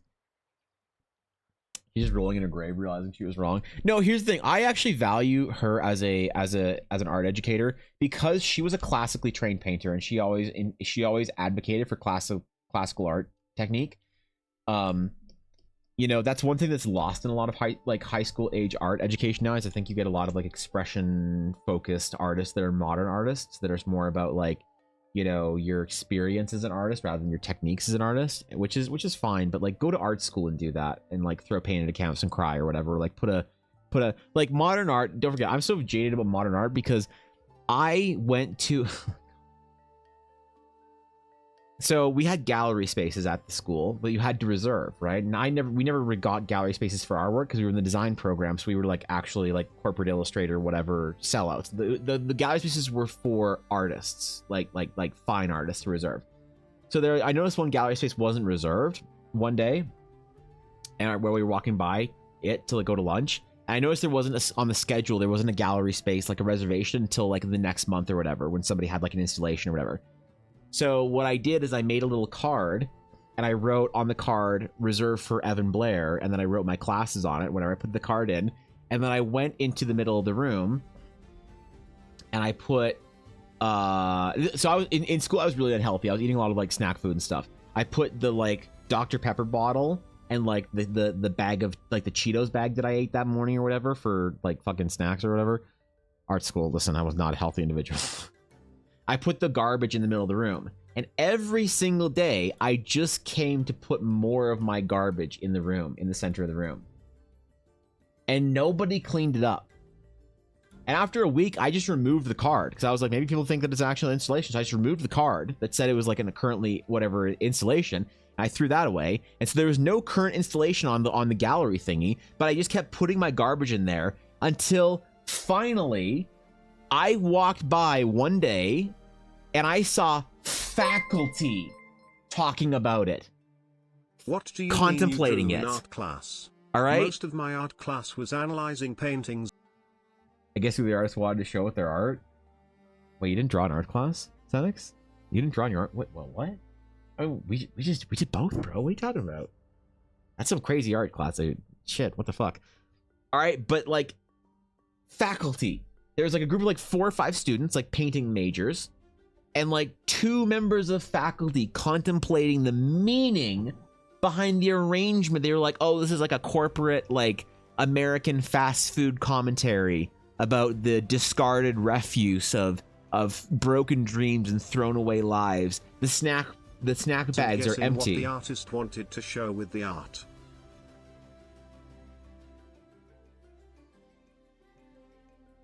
Okay, TTS. Yeah. Right, so like that's what I fell in love with modern art. I mean, I was already whatever, but you know. So yeah, I don't know, dude. I think that it's better to have a classically trained painter as your instructor than somebody who's gonna tell you that whatever art you're making is your own beautiful expression, and you know, not useful advice for high school age artists that want to pursue a career. So the good boys are clever and they can use sticks to get anything they want. Yeah, ravens are something else. We don't have many ravens here, mostly crows where I live, but the question is an artist and the advancement of AI being able to generate art. Do you think artists will become on the decline? No, my art class was mostly writing 5-page essays about the art and less about how we could create something similar. Really? That's thank you for 100 bits, Sorry, TTS was messed up on that. That's weird. That sounds kind of fucked up, actually. But hey, different curriculums, I guess. Do I think that AI will make artists, or that artists will be on the decline? I think that a certain... So, Check it out.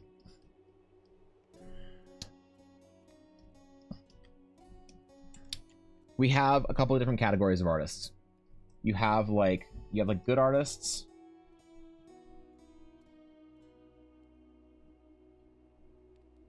You have you know, bad artists. This is all relative.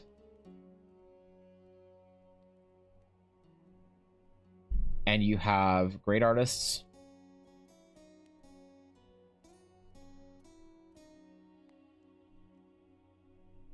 And you have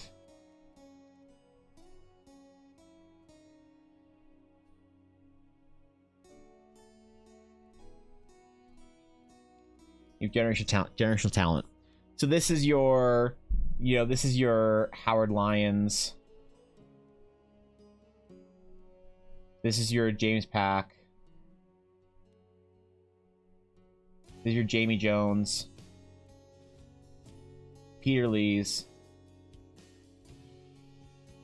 Great artists, you have big Insta followings. AAA devs. Production artists. Good artists, you have average Joes, Evan Blair, Art, and most others. Bad artists, you have like your Fiverr crowd, students, who asked, right? AI art is going to make life difficult for everyone below this line. So that's the starting point in my opinion. I request to be in the bad section. All right. All right. Also Doria. Right. So AI is going to make people who don't have a unique set of skills that can be designed in a way and utilized in a way that will allow for the contribution to projects like games, movies, whatever, blah, blah, blah, right? If you are good enough to make it into the industry, if you are good enough to if you're good enough to sort of make it as a professional artist today, I don't think you have a problem. Or in the future. If your art is basically you are marketing for cost effectiveness, you're like, I'm not a great artist, but I also only charge $50 for a character commission or whatever, you're in trouble. People will AI their way out of there. But the great artists and generational talent cannot be replaced by AI. I don't care how good AI gets, there is more to these artists and what they do for their clients that allows them to stay safe. So this is also sort of on a different graph. You can chart that you have artists who are, so this is on sort of the skill curve, right? You also have another kind of dimension here. It's like kind of a cross. You have the skills. You also have the content, let's just say. On one end, you have let's put it this way, you have educators. You have personalities, and you have entertainers. Now, the thing is that if you just want to get paid for your art, you just want to go to a studio, you want to put your head down, you don't have to do anything else, you just want to make a cool picture and get paid and then go home, you're also in risk. It doesn't matter if you're even in this like great artist category. AI can come for you. So as an artist, the best thing you can do is you can present more value, right? And this is our like value, which is art plus whatever's up here. If you can present more value as yourself as an artist, you will be fine. I'm not at any risk of AI art. whatsoever. And I'm down in here. The reason I'm not at risk of AI art impacting me negatively is because I bring all three of these in some ways. A little bit less of the educator, right? But people will ask me to do art for them because they like my art, they like my designs, and they like something handmade by me. So that's where I win right here, is I win the personality. I have a social media following. I've cultivated people that are interested in my projects. I have, and this is not me like talking myself up, I'm pretty bad at what I do and pretty low in the nobody. But even as a nobody, even as a fucking nobody, I've done enough to protect myself from AI. So I get more commission requests than I can handle per month, right? Why do people ask me to do commissions for them as opposed to someone who's maybe an objectively better artist or someone who charges less? The reason is because they like something intrinsically about my art. And it's taken me a long time to figure out and to reconcile with, because I still have a hard time with it. Like, why do they want me to do it when my work is more expensive for, I think, maybe lesser paintings than someone else they can get? And so the reason is because there's something intrinsic about what I do. So, you know, if you make YouTube videos about how to make art, you're golden. You're not going to be replaced. You're fine. People still want your art, not just your YouTube videos, but your art now has more value. If you yourself is an interesting person, you make Twitter threads, whatever, you're the stylessa, you know, who knows, you do stuff about your art, you talk about your art, you make a world around your art, you make a project for your art, you do something else, or you stream or make yourself public facing or whatever, people are going to still support you as an artist. And if you're an entertainer, you're kind of on the entertainment and personality kind of have the same they share a similar bond here. I guess you could say that educator and entertainer are both personalities. They're just different ways to get to the personality idea. And so, like, I like to think that my stream is less about education, more about entertainment. Hopefully it's fun. We talk about cool stuff. We talk about D&D. We make it work in our worlds. We, you know, I'm doing these little like cute magic item sketches for people, and hopefully they're happy with them and stuff. So I'm not worried about AI art, and I think a lot of people shouldn't be.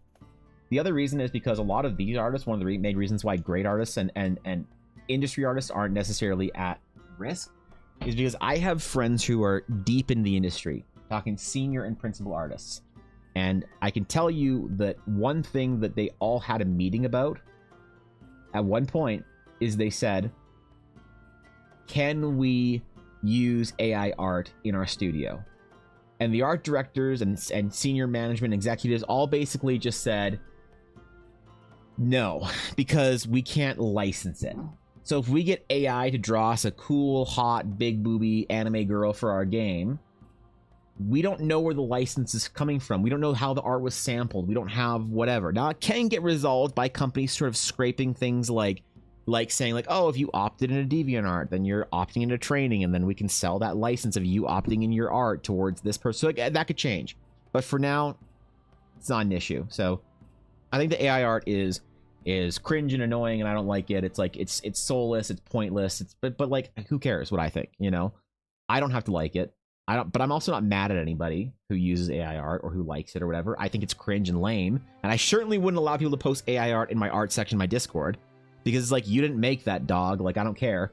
So I'm overall negative on AI art, but I'm not invested emotionally enough to give a shit enough to go to bat and argue with anybody about AI art, which some artists very much are. And it's like, if that's your mode, you're a champion, you're fighting for the good fight. I'm too fucking busy just trying to survive out here, so you go have that fight and I'll be over here.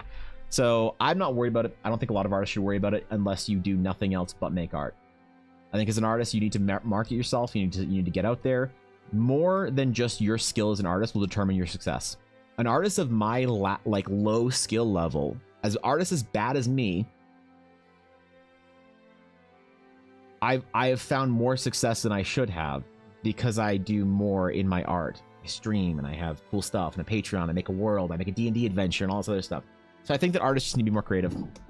Adapt or die. You need to be more creative, you need to find cool things you can do, and yeah, but I don't think, I think people sort of generalize artists as a general term. No one's replacing artists. You're never going to replace artists. No one's ever going to ever going to care about, like, no one's ever going to not care about handmade art. You just have to make the handmade art that you make matter to somebody. Why does somebody pay? So my wife, Ella, she makes dice. She makes resin, beautiful dice. And she charges a lot for them because they take her a lot of time. Why does somebody pay her $150 for a set of dice? when they could buy a set on Amazon for $35 that looked pretty good.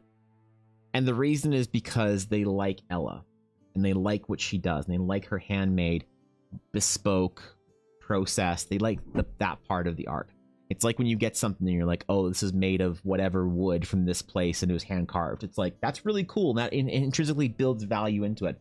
So you have to make sure that you as the artist, the value you inject by it being made by your hands matters to somebody. If it doesn't matter to anyone, you're in danger.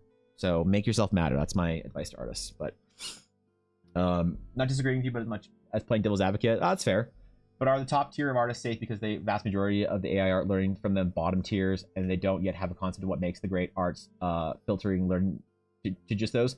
No, it's because they possess other skills within their art that allow them to create concepts and to read humans and to know humans in a way that AI is nowhere near. AI is like, and I approaching rapidly. I mean, a lot of people say that 2029 is like one of the years. Like, Joe Rogan just had some AI guy on from Google. What was his name? Kurzweil or whatever, talking about this. And even when AI approaches the human sort of indistinguishability, whatever, I don't think that artists are going to be replaced because people care about the personal touch and the experience. Kurzweil, yeah. And they will always care about it. We will always care about paintings. There might be a transition though, Sam, from digital to physical. People, like, one skill you can start doing right now if you're an artist and you're scared about AI replacing you, start learning how to traditionally paint. Because people are going to give a shit about your oil paintings, right? They are. Even like Wizards of the Coast has made a transition in recent years to favoring traditional artists over digital artists in some ways. They're still higher digital artists, of course, but they are favoring traditional artists. I mean, Greg Rutowski, this is very interesting. You want to see my example for here of an artist doing it right? Greg Rutowski is a amazing. All these fucking Eastern European painters are the best in the industry right now. So Greg Rutowski, amazing painter. He has been trying to recreate some of his paintings that he had, some of his favorite paintings in oil on canvas. Very, very smart. Very smart. But no, I'm not concerned about the AI art whatsoever for me in my career. I understand how it makes some artists nervous and it makes me nervous, but I'm not concerned about like that I won't have a career in 20, 30, 40, 50 years because of it. How do you feel about AI for reference and concept dev? I don't like it. It's an interesting tool, sure, but I still think that it is, if you use it for concept development stuff, you are neutering the ability that your brain has to develop those concepts yourself, and it's not a good practice for the long term. It's short-term success, but you don't develop the skills you need to as a concept designer, and your work will suffer for it. So I don't recommend you use generative AI prompt or anything like that for your own conceptual phase. I think that's the worst place to use it, because that's the reason why Greg Rutowski and James Pack and Peter Lee and like all these like concept artists are safe, is because they have honed that skill. It's not about the art, it's about that skill, you know.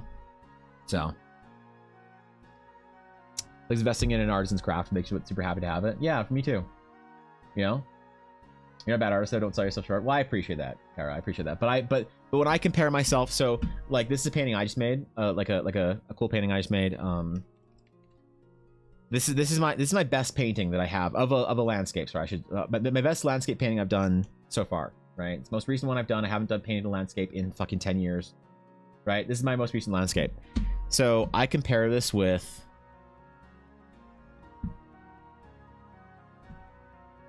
Greg Rutowski, and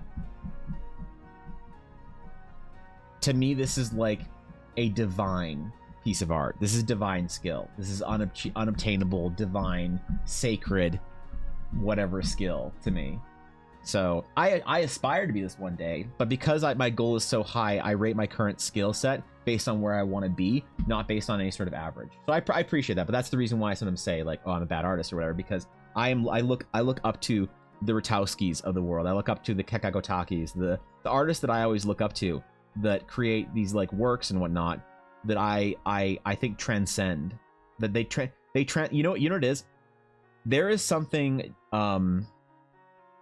there is something divine and enchanting about amazing art. There are certain works and artworks that do more for the human soul in a way that people can't necessarily describe. If anything was going to make me religious, it would be art. It would be the argument of art, right?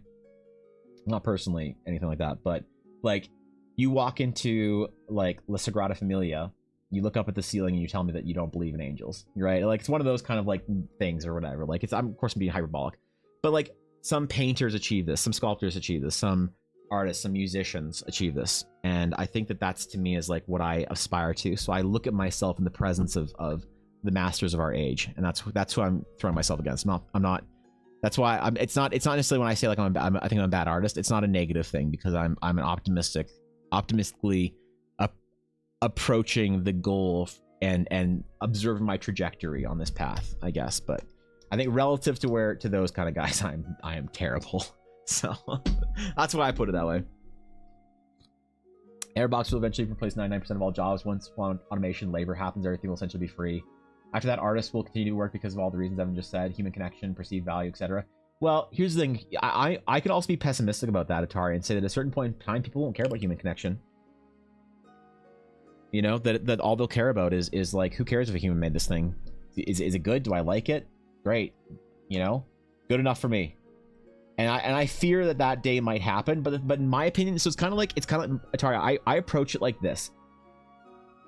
I think investing in like the American stock market is a great safe thing to do, like the S&P or any of those sort of index funds. And the whole idea is like, well, what if the whole stock market falls?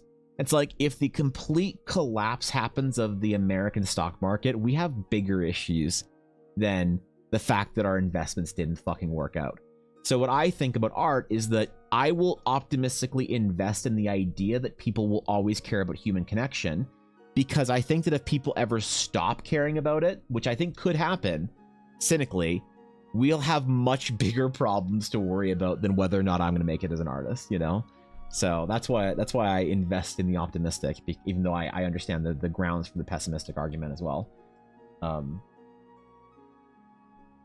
I think people will care. The hell? Why my brush weird? There we go. I'm optimistic. I'm hopeful. I think people will care. I think people like. That's the thing. Also, as an artist, like, how do you build that human connection? It's not simply that I make my art and that it's like handmade by Evan Blair art. No one cares about that. But like, I'm on stream. You guys were here with me while I was doing it. So like, when I say, whenever I add this to the print store, people will be there knowing like you guys saw this, you know, not this particular finished, but you saw the beginning processes of this. You've seen all the concept development, the hours and hours of concepts and other sketches and whatnot to develop these ideas and rings and whatever, blah, blah, blah, blah. And you know the story and the lore and this and that. And so as an artist, I think you just have to be aware of that. You have to add some other value intrinsically to your art rather than just the technical abilities you have as an artist. But I think most artists are up to the challenge. Because artists are a lot better at this than they think they are. Artists are very good at connecting themselves to their work, whether they want to or not. Sometimes it's a detriment. But beautiful wooden robin on my desk, made by someone by hand. I could have paid less for a 3D printed one, but the handmade is way better. Exactly. Totally. And there is a bit of a renaissance in wanting handmade things, especially in like the millennial generation. A lot of us are seeking to rid ourselves of chemicals. We're baking for ourselves. We're buying, you know, handmade goods. We're buying better shoes so we don't have to replace them every couple of years. A lot of people in my generation of millennials are having this move, you know, from the easily produced whatever to wanting that sort of like imprint of a human's handiwork or whatever. And I think that's very cool. So I think it might actually even get more so that the artists that if you are an artist that makes things by hand and you craft and put your personality into it, then I think almost you might even AI art might overall be good for you as a like personally your venture. Not good for the whole world necessarily. I mean, that's relative, but good for you as an artist. It's kind of like COVID. Like every streamer says COVID was good for them, but of course you don't want COVID or whatever, right? You know. Wouldn't entirely rule the possibility of robot made traditional paintings though. It can happen, yeah, but I think it's less likely. Sam, but you're definitely right. It's always a risk. When everything is free, we'll have much more time to watch Evan Blair art. True, bro. Are you kidding? We're gonna be hanging out, talking about how we're gonna get our food delivered from Uberbot or whatever. I can't wait for Uberbot to deliver my food for me. I wonder if it'll also be cold and half-eaten. It's like you know in the Matrix where like Neo's talking to like the architect or whatever, and he's like, "We made a world too perfect for humans, but they couldn't handle it, and they needed sickness and strife and war to feel like it was a real experience." You know, I mean, the thing when we have Uberbot like delivering our food, it's like 1 in 15 Uber deliveries, the Uberbot just like throws it on the pavement outside your house. You know, it could place it down nicely, but if it like every time your food arrived properly, you know, unopened bag, unspilt drink, whatever, people would be like, "I don't like this. This is making me uncomfortable." So it's like once in a while the Uberbot needs to actually just throw it out and fucking ruin it. You know, otherwise you just wouldn't trust it. So I think dystopia is far more likely than a utopia where no one has to work. There's much more vested interest in preventing people from being free. Yeah, I mean, I don't know. It's a bit beyond the purview of my AI art takes. I think it's an interesting question, but I don't know if I have a good answer for it. I don't know. I feel like my opinions on AI art are always dissatisfactory to many artists because they want me to be madder about it than I am. I can be displeased with something, but I don't have a strong opinion. So like, here's the thing. Here's a line I'll draw. If you like, because everybody has a weird line where they draw. If you make AI art for your character, your D&D character, let's say, I'm not mad at you. I think it's cringe. I think it's lame, but like it's also fine. It's like whatever. You're making AI art for your character, like go for it. If you bring AI art to my D&D game and then ask me to later draw your character for you, I won't. Because you brought that into my game, right? So if people, because I usually draw all my players' characters for long-term games. 2 of my player characters, I'm not drawing their characters for. 2 of them, straight up, they aren't getting art from me, and I'll be straight with. I've been straight with them. I said, you guys aren't getting character art. I'll draw Remington. I'll draw Ella. You 2, get fucked. And I love my players, but that's my line for that, right? Is it an arbitrary line? Kind of, you know. But you got to set your line wherever you want for whatever you think is like moral or whatever you're okay with, and then proceed to not fucking judge anyone else. And the worst thing we get is when someone's like, "Oh, the hypocrisy! I can't believe you didn't want to support this thing because it's AI art, but then you played this game that used AI assets," and you're like, leave me alone, man. Like I just want to play the game, right? Like shut up. Like I think people are mad about Pal World because the Pal World CEO was like pro AI at some point and whatever, and people are like, "Oh, you can't play Pal World because you're then like morally agreeing to AI art." It's like, just let people play their stupid Pokemon game. Like stop making your personal like judgments on what you think about AI art somebody else's problem. You can be like, "Ah, it's cringe. I don't want to play Pal World." I said, "Ah, that's cringe. I don't want to play Pal World," but I'm not mad at anyone for playing that game or whatever. But I also won't draw my players' fucking characters for them. Get fucked, get wrecked, dipshits. Bring AI into my fucking D&D game. I wouldn't be that mean, okay? I wouldn't be that mean. Nah, man, I think I'm not worried about it. My opinion is so lukewarm that I think it upsets people. Like, how dare you be this lukewarm about something so dangerous to artists? And I'm like, I'm just tired. There's a lot to be scared and or mad about in the world, and I have only so much time in the day to do so. And it's Friday, and I got some games to play later. Like I got this whole Age of Empires fucking game that I want to play. Like, why is my brush? Oh, okay, sorry. All right, fixed it. Why is the brush getting smaller? This is weird. There's a little setting that you can hit at the top of your screen that'll fuck that up. You shut the fuck up, real Derek is for Azura? Yeah, for real. COVID's happened, streamers is just good business, yeah. Dude, lockdown was great. Are you kidding? Do you know how much, like, monetarily my stream in COVID versus out of COVID was triple? If there was another lockdown, bro, I'd be on point. Obviously, you don't want COVID to come back, all right? The COVID patch was tough, but I kind of like being at home, actually. I don't mind it. I think after the COVID, the next patch was the war patch, which I think we're still in. We're on like update 2 or whatever. But no, COVID patch was great. Had a lot of fun. Got my groceries delivered. I didn't go out. Didn't have to see my family. Didn't have to see my friends. For like a year, dude.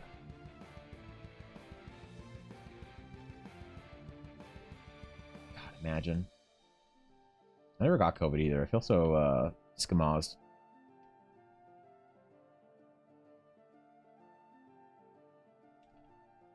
We'll see though. I'm going to a lot of conventions this year with Ella for her dice business, so who knows?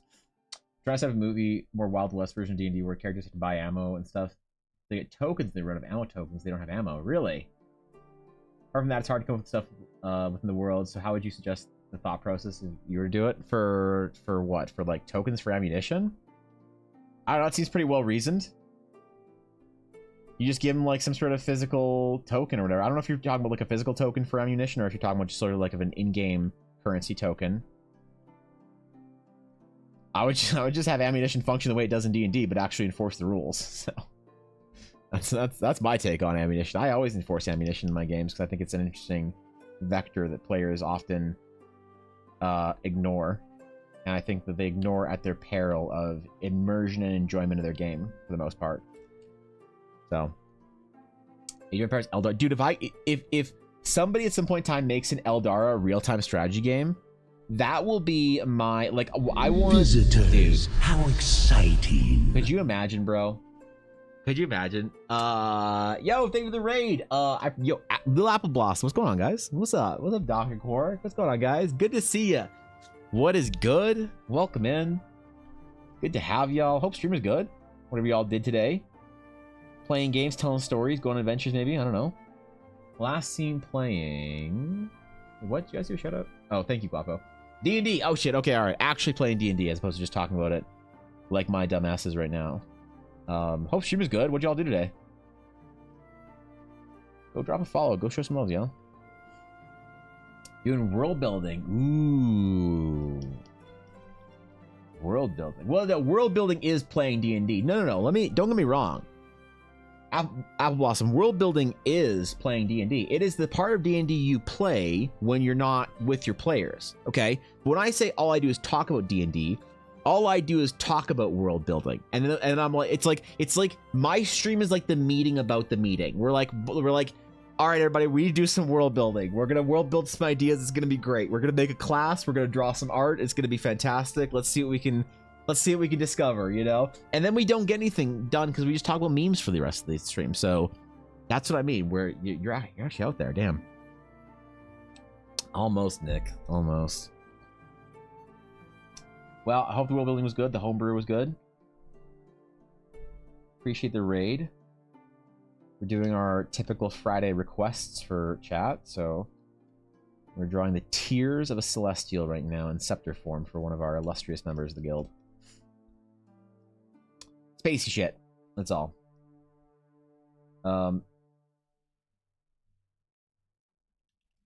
Wait, where was I drawing next? Oh, okay.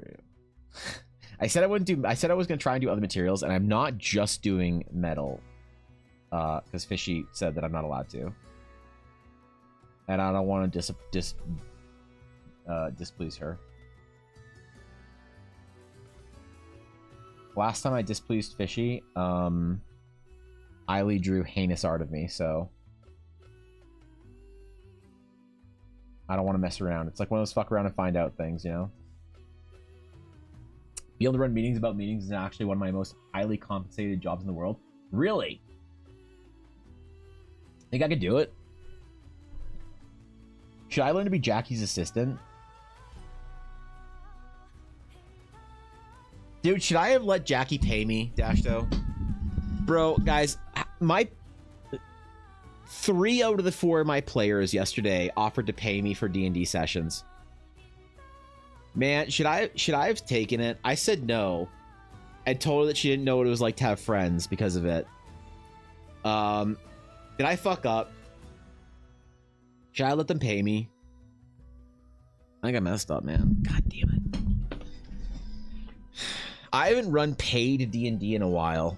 It's been a while since I did a game for somebody, like since I like made a commissioned game for somebody. It was a lot of fun. It was very expensive, very time consuming, and not worth it at all for me, but it was a lot of fun.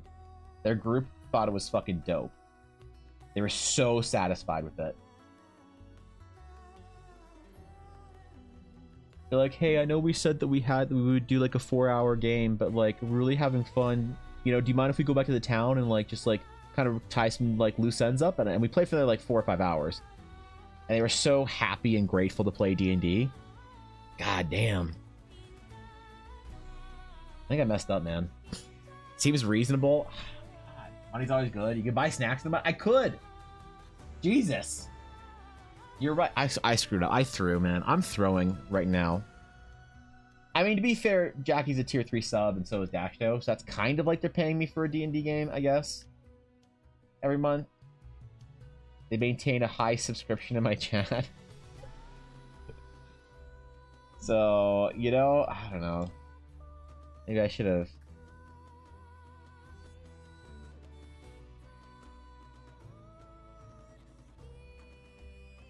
Yeah, I don't know, dog. I think I messed up. I always throw these things. I'm always out here screwing this part up.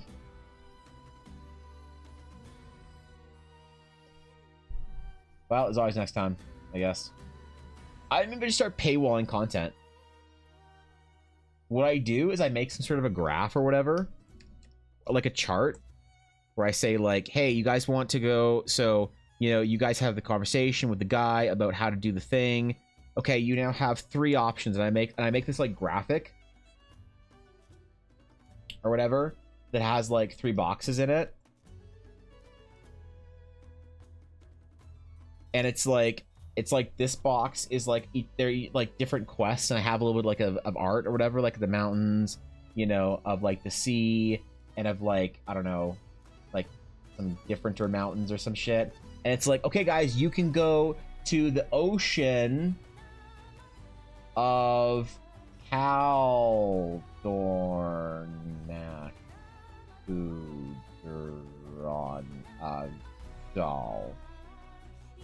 or the mountains of Kekmon W. Or you can go to the amazing, elegant Isle of Treasure to find your destiny.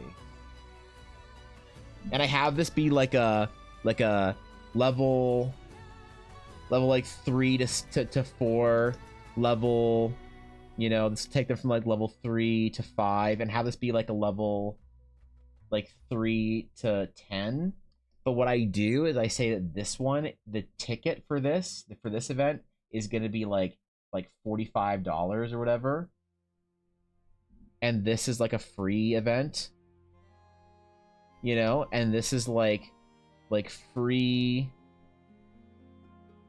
with like battle pass or whatever, you know. And I make a little like graphics so they can choose at that point.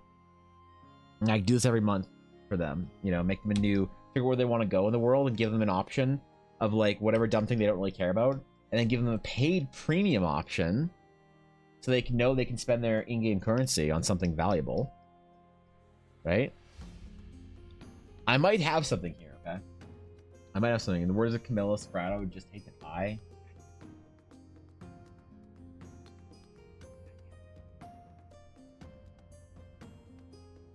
You might be right. You might be right. I'm all talk, Sam. Had a chance to microtransact my players actually, and I turned it down. Listen, I'm not gonna charge my players for D&D games, okay? I'm not gonna fucking charge them for D&D. I'm never gonna make my friends pay me to play D&D with them. There is, however, a link to my PayPal in the panel below my Twitch stream, so they all know where they can go. Like they all, it's not like it's hiding. Yeah.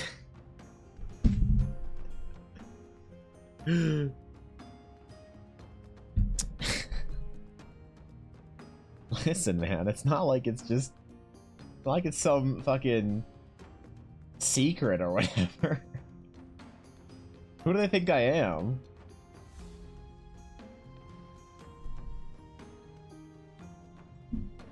No, come on, don't charge your players for D&D, bro. That's how every bad Reddit post begins. So I was in this pay-to-play D&D game, and you're like, uh-oh. Uh-oh.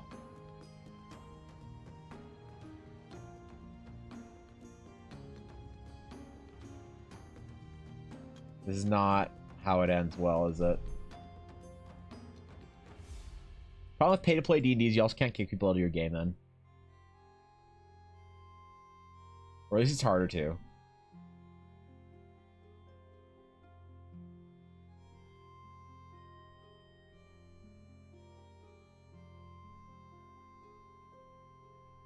Or is it?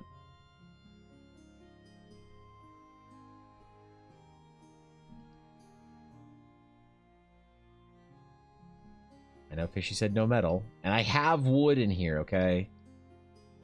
Just some of it's metal.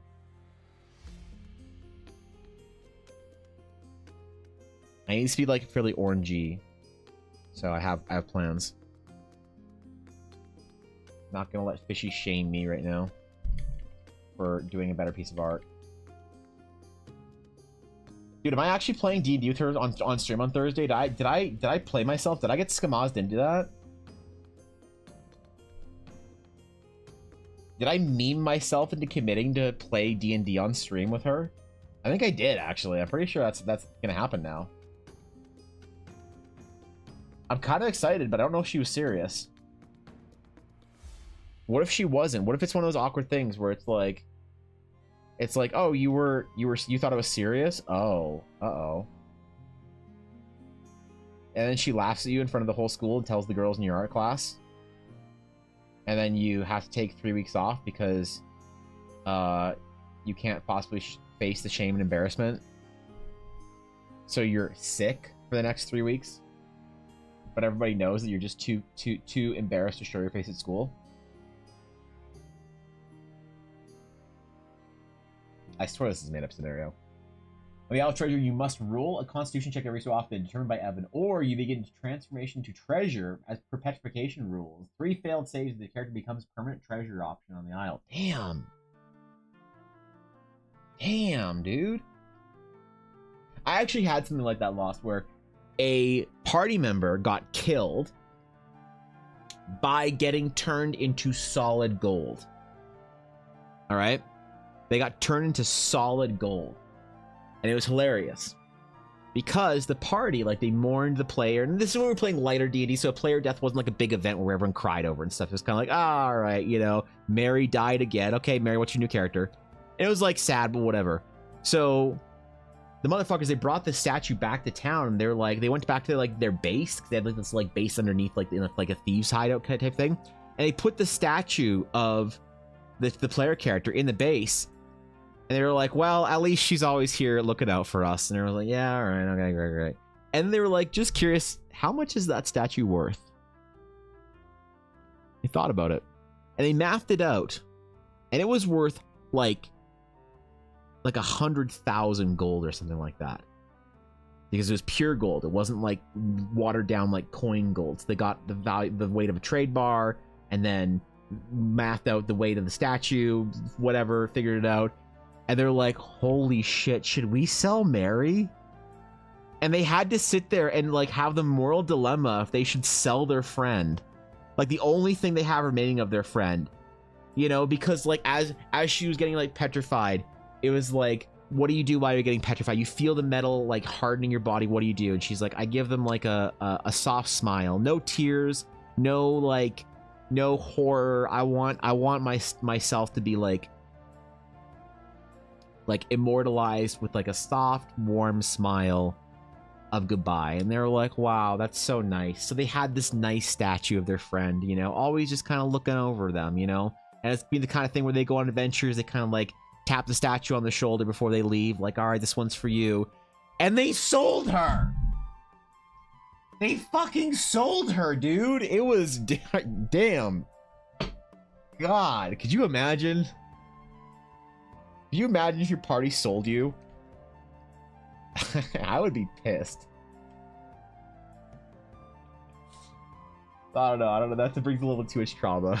It's a good investment.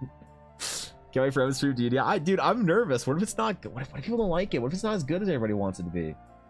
What if Fishy doesn't have fun? I've never wanted to do a D&D show because I've always been so nervous about it. What if it's trash?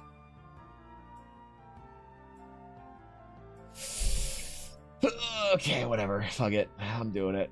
If Fishy's game, I'm doing it. I'm doing it. All right, I'm committing.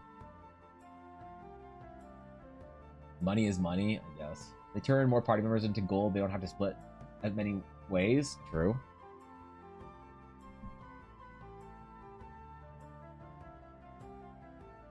I have also seen that in my D&D games. In one of our high school games, we were playing a what was it? I think it was just a regular D&D game. I don't think it was anything like a Ravnica or anything like that. Like I don't think it was any kind of crazy shit. I think it was just regular random homebrew D&D. Anyway, the players they got to the end of the quest, and basically this is back when D&D was primarily motivated by treasure, right? Primarily anyway, not like only, but treasure was like a big component of it, right? Still better than smelting her down into bars. They did, though. Senex, you don't understand what I mean when I said they sold her. They didn't sell the statue as a piece of art to some, like, amazing, like nobleman for their, like, gallery or something. Because they couldn't... No one had enough money to buy that much gold. Raw gold. So they went to a gold... the blacksmith that they made friends with. And the blacksmith converted the forge into a smelter or whatever. And they made like large bars. And they broke the statue apart. They're like sawing off her hand and shit. And they melted her down into fucking bars and sold them. Like, it's as bad as you think it was. God damn. But anyway, we were young, we were playing, and it was a primary treasure focused game. So they get to the end of the game, they find the treasure, they do the thing, you know, and then at the end of the game, the fucking the players. So it was my friends. It was my friend Ryan, John, Yavuz, Mary, Ashley, and Carolyn, and we were all playing together. And as they're sitting in the treasure room. Ryan and John just look at each other, and like Mary and Carolyn, they're like, you know, gold splits better 4 ways, or sorry, 5 ways, and they're all like, what do you mean? They're like, I'm just saying, gold splits better 5 ways. We could all kill Yavuz right now. They're like, ha ha ha, like, oh, okay, that's funny, like, yeah, we could kill Yavuz. And Yavuz is like, what the fuck? And they're like, wait, we could kill Yavuz and split the gold. He can't take all of us. They're like, we can't kill Yavuz and Carolyn, or Yavuz and whatever, but we could all kill Yavuz and split the gold 5 ways. Like, we could do that. And they all like came to the decision as like a smart business agreement where they're like, yeah, all right. They're like shaking each other's hand. They're like, all right, yeah, good. We're in agreement. So okay, we're all gonna kill Yavuz. And then they just fucking look at me. They're like, all right, DM, we're gonna kill Yavuz. And I was like, okay, I guess. And fucking Yavuz gets up out of his chair, Cheetos dust crumbling off of him, and he literally cracks his knuckles so fucking loud and says, "You will try." Oh shit! And he fucking killed John. Oh god, he took him with him. What a badass. Oh man, what a fucking climactic ending to that game. Dude, I mean, they killed Yavuz. But he took one of them with him. They're like, wow, gold does split 4 ways better than 5. So this is the optimal, you know, outcome right here. They were also proud of themselves, too. It was so despicable, man. These fucking D&D players, I'm telling you, bro. This is Mary you cheated off of? This is Mary I cheated off every math test I could, yes. This is Mary from my D&D game that I cheated off every single time I had the opportunity to. Like, the very same Atari. Wait, this isn't centered. This isn't centered. Shit. My pattern.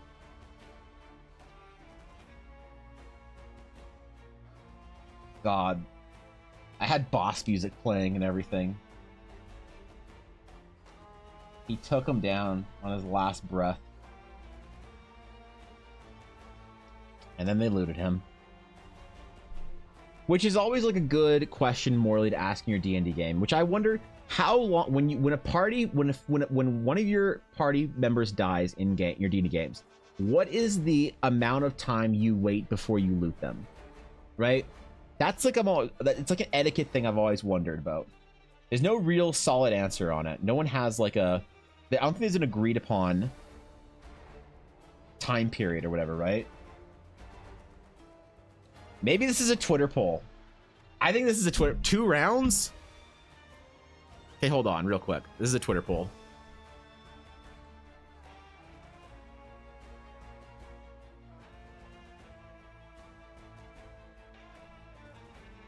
When a fellow party member falls or dies in your game, what is the polite amount of time to wait before looting them? A few weeks, or never. Bury them with their, or bury their spoils.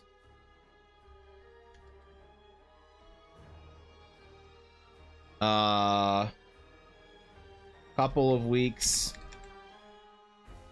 for more, or couple weeks.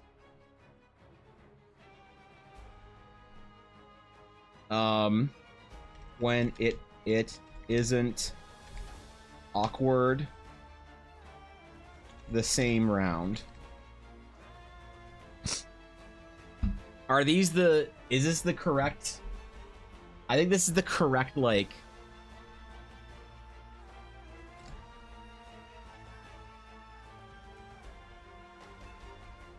are these good options here? Your players wait? Yeah, what time period? I don't understand. We immediately invoke the ancient dwarven right of finders keepers? Jesus! Right, like, is...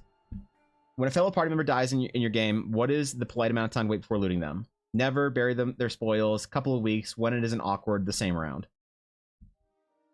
I think that's pretty good, right? If you're able to raise them, then you respectfully loot immediately after combat. They'd want you to have this stuff. I think so, but... Alright. Alright, here's the poll. If you guys wanna contribute. There you go.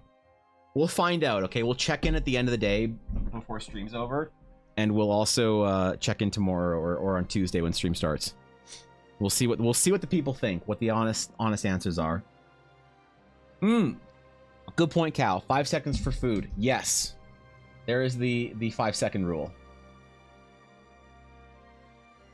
And what if they had, you know, actually, good point. What if they had anything on them that was edible, like rations? You want to get that gone sooner rather than later.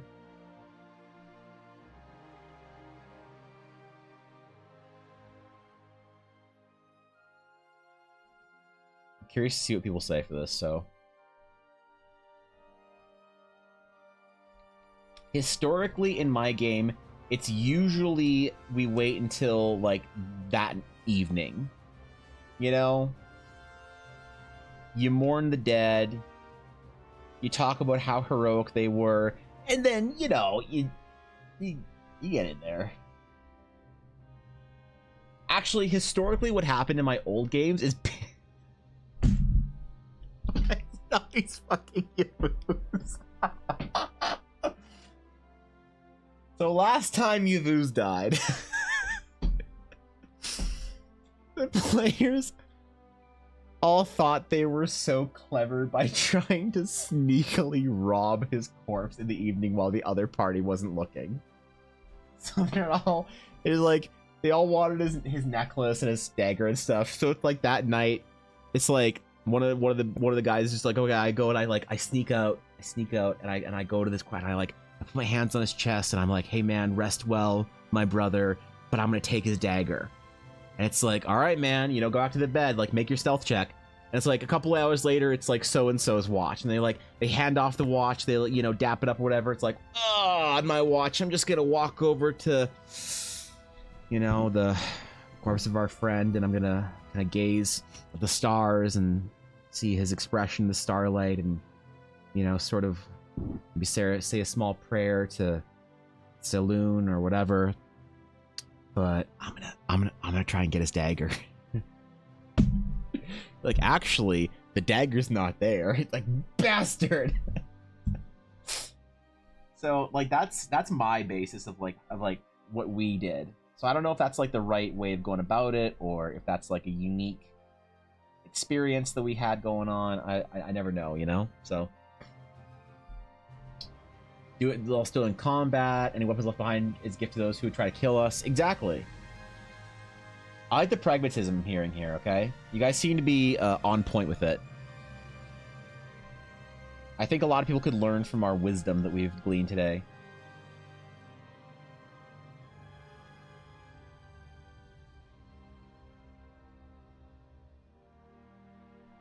I feel like I'm either going to be very impressed or very disappointed by the results of our Twitter poll. Like, as usual, I have to remind myself these are DD players that I'm dealing with on my Twitter. They could go either way, right? You could like start get a hate thread written about you about how you should never even entertain looting the dead in your D&D games. It's disrespectful to your friends and you're being a bad DM, bad friend, whatever, and get canceled. Or everyone's gonna say the same round. It's one or the other, okay? But I guarantee the middle two options aren't gonna get any votes. It's either gonna be never or immediately, because people are goblins or they're saints, and I don't know which is which in our games. So.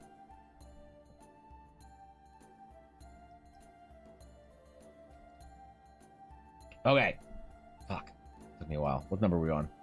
We are on number 484. I said we're gonna do something special when we hit 500, so I still want to do these every once in a while, every couple weeks to do, or to get closer to 500.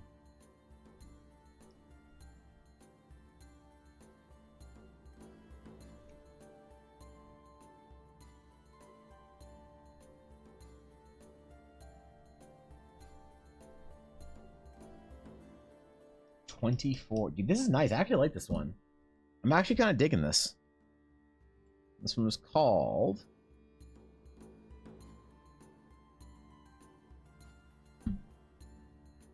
Augusto Poster. All right. It was called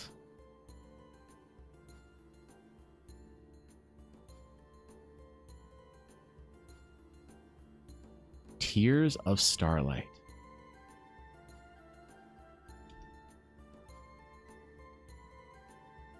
I've experimented a lot with doing different frames and crazy shit and whatnot all over the place, but once in a while I like doing just a very simple item, simple frame, simple border, simple,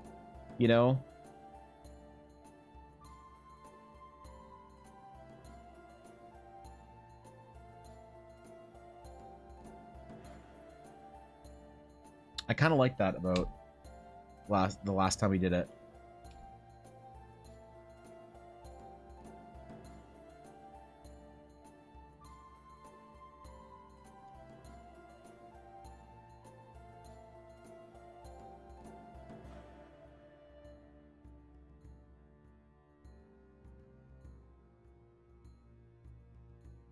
All right.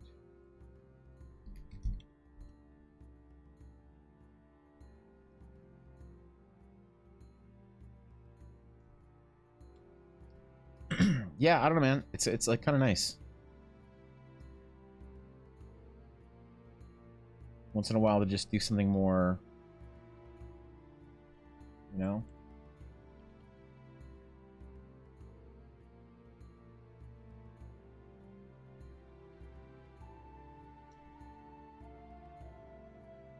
Right.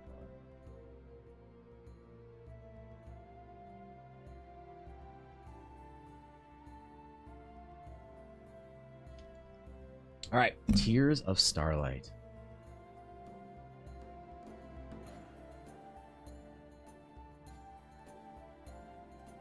We're gonna do this as frame. So you can get it rasterized, merged down. Okay, there we go. Boom. Yeah, we just like kind of focus on the design and make it like a more about that. It's kind of nice once in a while. Okay. Leave me alone. We're having fun.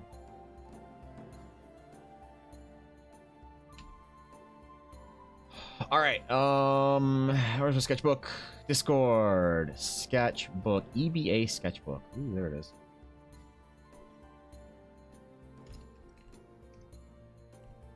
Azure. Azure the Mighty. I have no idea if that's Azure. So, Azure. Azura Spire. I like to at people unless I know without a shadow of doubt it's them in Discord. So, Tears of Starlight. That's nice, dude. I like that one.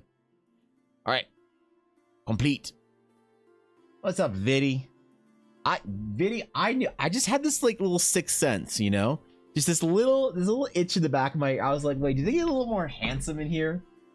You know, is it just a little bit more handsome in here? And well, now I know why, right? So good to see you, buddy. These two extremes, we either res someone ASAP or only loot such gold or gold such a diamond to pay for it, or their body is unrecoverable. There's no between. It is. That's what it happens, right? That's all it happens. So, all right. Second for today. Jesus, that took us a while. Okay, I had a long intro. Leave me alone. All right. I'll be right back. I haven't gotten up. Dude, I'm so scared. I did like 6 different leg exercises today. This is leg week for me.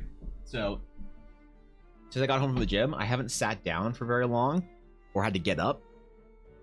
We're gonna see how bad it is, okay? See how bad it is.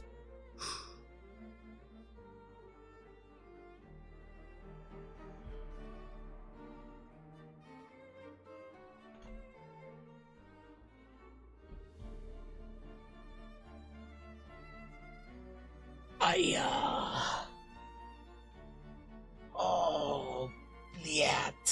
Okay, BRB.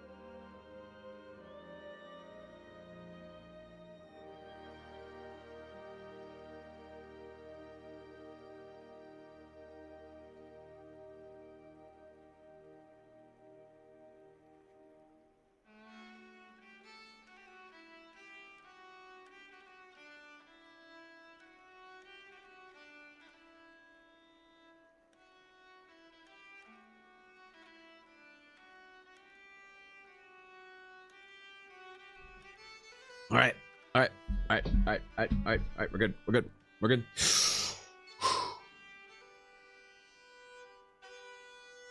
Okay. Sketch 2. For the illustrious. Always present, ever correct with the D&D opinions. As of course. Just Garthen. Not Eldritch Garthen. Not Lord Garthen. In this case, just Garthen. So, there it is, man. Congratulations, Garthen.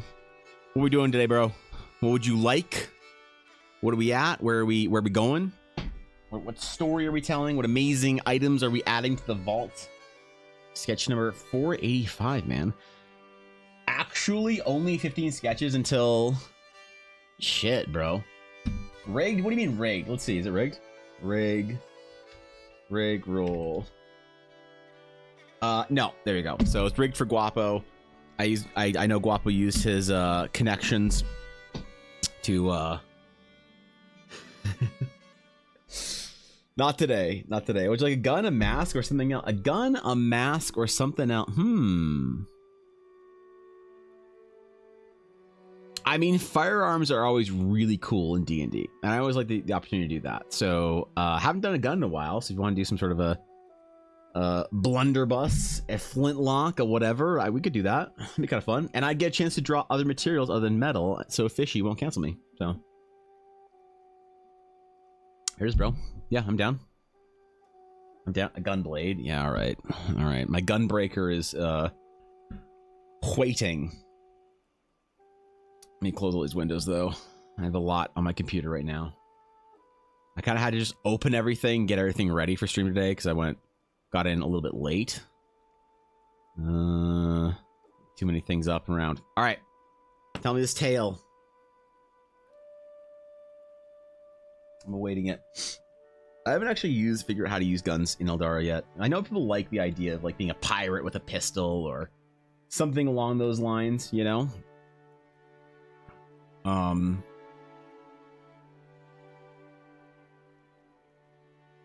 What else?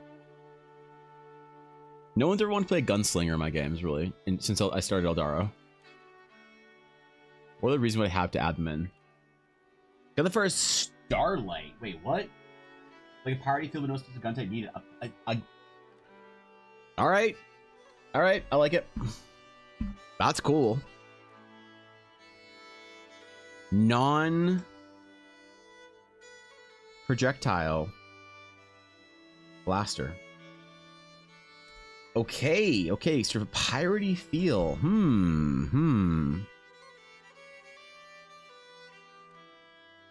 Interesting. We can do this. We can make this work. I have to name my layers, yo.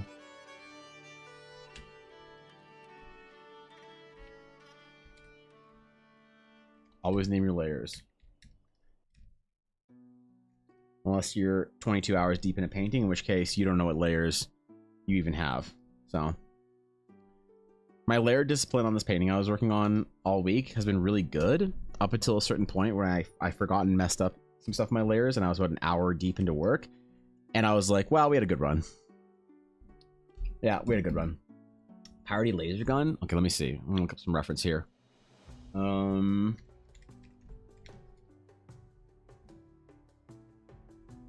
Okay. Piratey, you say? Fires Starlight. I never think of pirate guns as being all that elegant, so we'll do something a little more bulky, you know? Something a little bit more clunky. It's a good base you want to go with, though.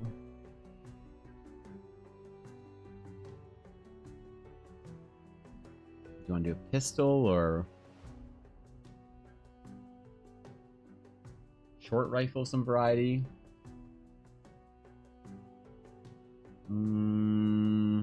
Does it fire? No, I like the idea. I like the idea. So you can do firearms, like, are you wanting them to use black powder or rare magical weapons for the fire energy? I don't know yet. Both have good vibes, you know? For something like this, we need to do a sketch, I think. So I can figure out the basic shape before we get into the...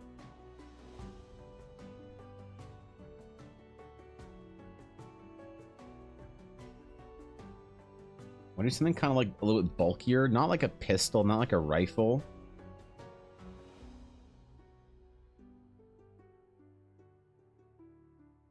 But obviously when I think of piratey, I think of like bulkier, sort of like hand cannon. Fire starlight though, that's interesting.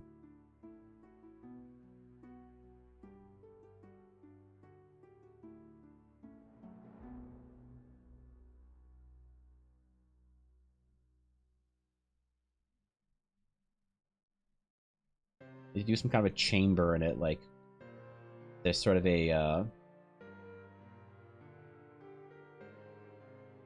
an energy chamber or whatever, and a kind of a, I don't know, where the source of the enchantment, I guess. Bayonet could be interesting, actually. Yeah, I could do a spiky bit on it.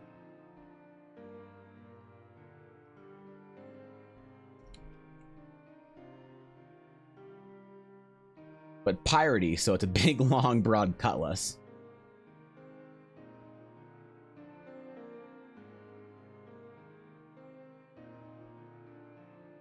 Something like the pirate announcer in Heroes of the Storm would use.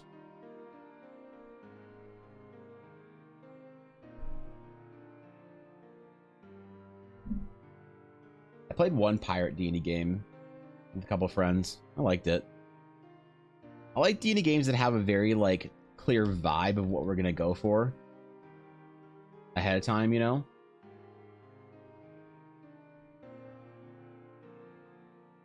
There's like a good understanding of, you know, like what we're aiming for.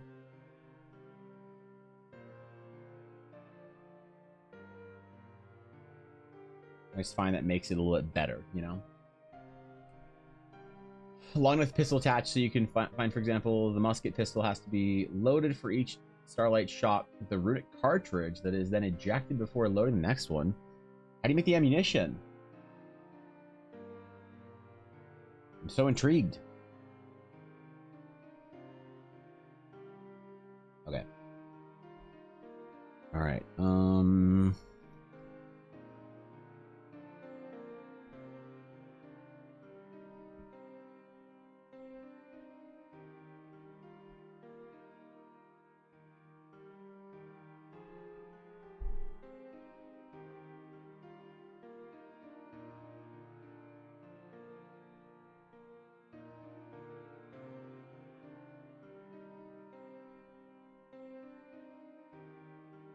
I think I know what we're gonna do here.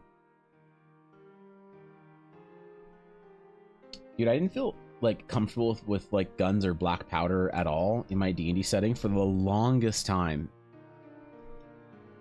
It took a in-depth conversation with Sir Cobalt to figure out how I was gonna do it comfortably.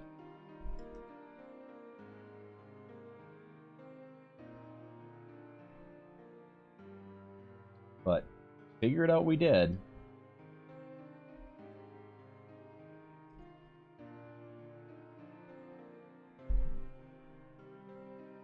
It also kind of explains the whole steampunk vibes for a lot of people. I've never really liked a lot of technology in my D&D games, you know? Even like clockwork is kind of a thing, because I don't even know what, like, honestly, I have no clue what sort of the history timeline of clocks were. No idea when clocks were invented. So, like,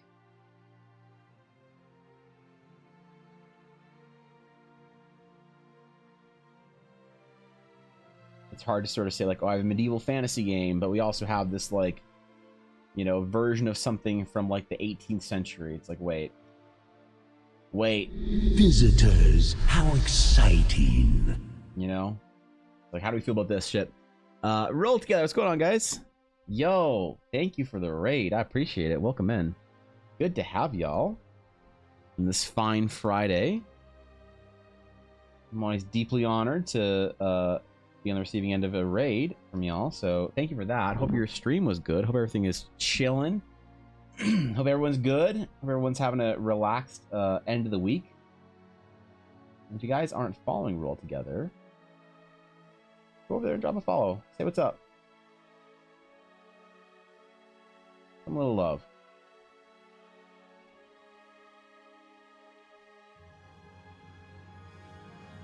Okay. Draw runes. This is a starlight weapon, okay? So there's going to be some Eldari-looking glowy runes on it. I need to plan for that now. Because obviously it's going to be the most important part of the item. Obviously.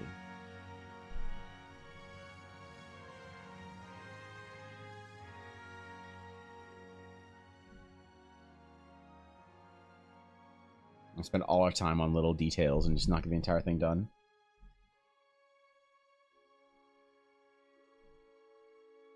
I will not. I have plans.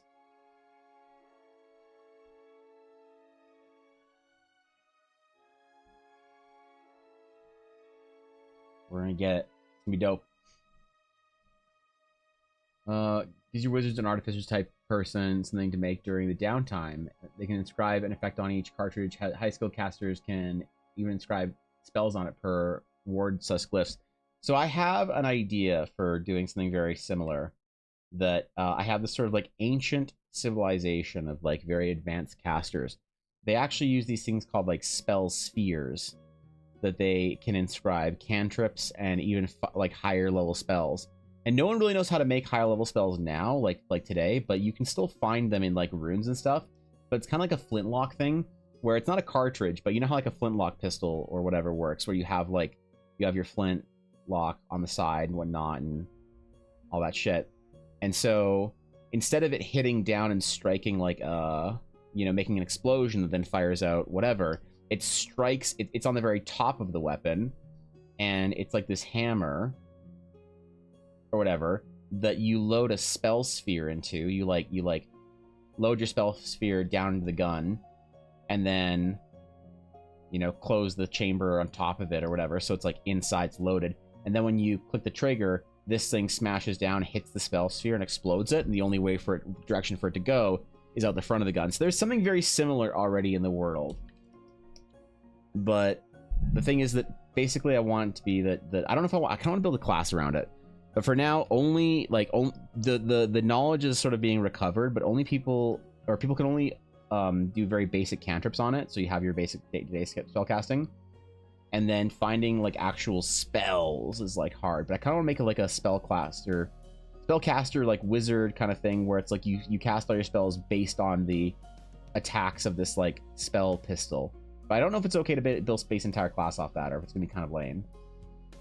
Not quite sure just yet how I feel about it, but there's already like a precedent for that kind of thing to go on to happen. An existing system, I guess, is what I'm trying to say. So I could do something cool like that, maybe. So an artificer? No, artificers are lame. No, it's be way cooler than an artificer. Yeah, way cooler than Artificer. Holy shit.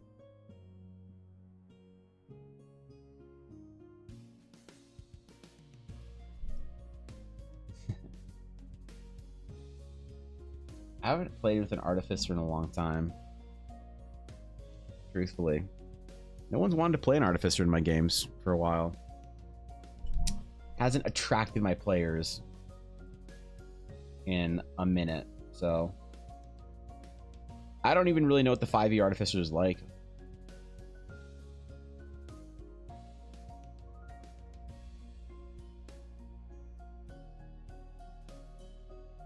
I don't think they're pistol slingers, though. I could be wrong.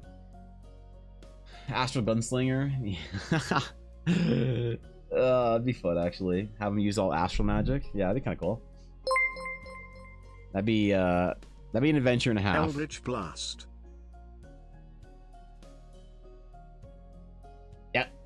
Eldritch Blast.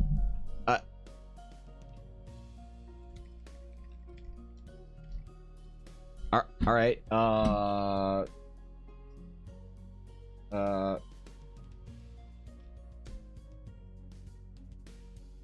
Wait.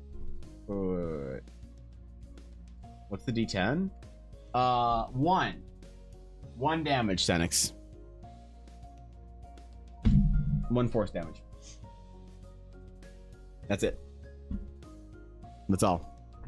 Yep. That's all I got. You're on a bit, Senix. I appreciate that. Thank you.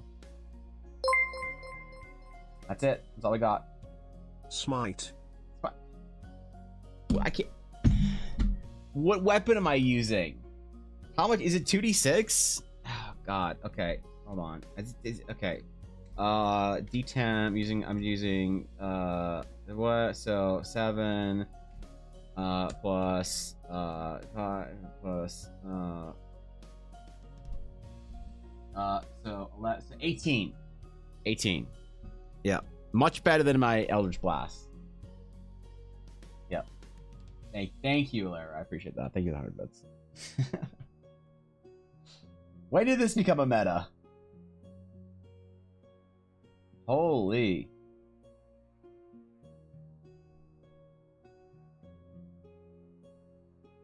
I don't know if I hate it or love it.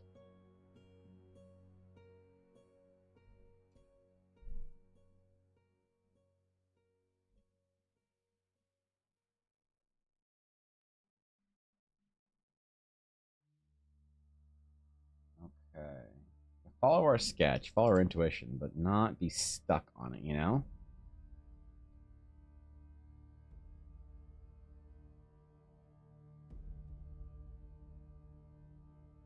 Let's see what we can get.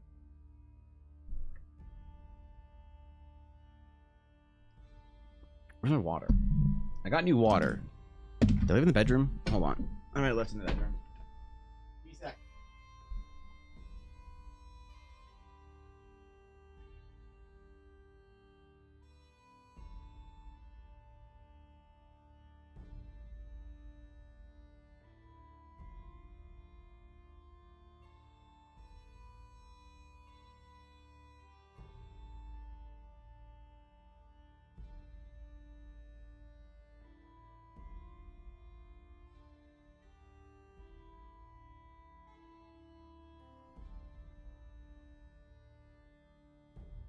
What the hell? Who stole my fucking water, dude? Where did I put it? I took it upstairs. I remember taking it upstairs. Now I have is my fucking caffeine water from earlier. Am I crazy? I went downstairs. I filled up another cup with just water in it, or another one of like tumbler thingy with just water.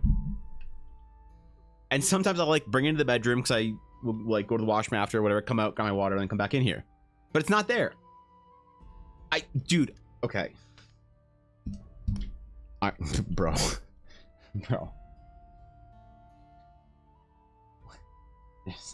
There's a fucking haunting going on here. I'll have to go back down and get a new one in a little while, or maybe I left it downstairs.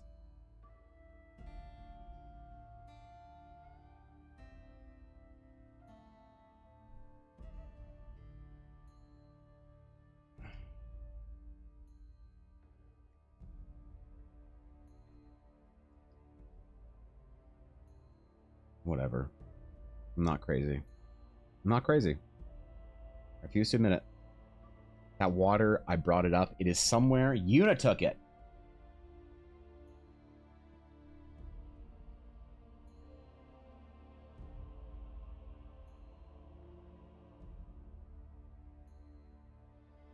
You ever feel like you're like convinced that you did something in a day? Excuse me. But like time just seems to sort of like mess around. Like, so like I don't remember. I was telling Ella a story yesterday of when I was playing with Yuna on my lap. And I was like, oh yeah, last week this happened, you know, I was doing this. And she's like, when? I was like, well, when you were pouring dice and Yuna was sitting on my lap, I sent you that picture. She was like, that was last night. I was like, what? No, that No, like last week when I was doing that. She's like, no, that was last night.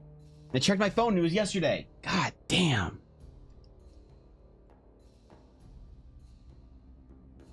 I'm losing my fucking mind.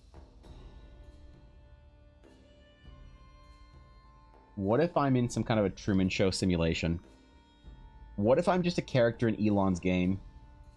He made a simulation game about a mediocre artist playing D&D that lives in a fantasy world. It's a simulation about simulations making simulations.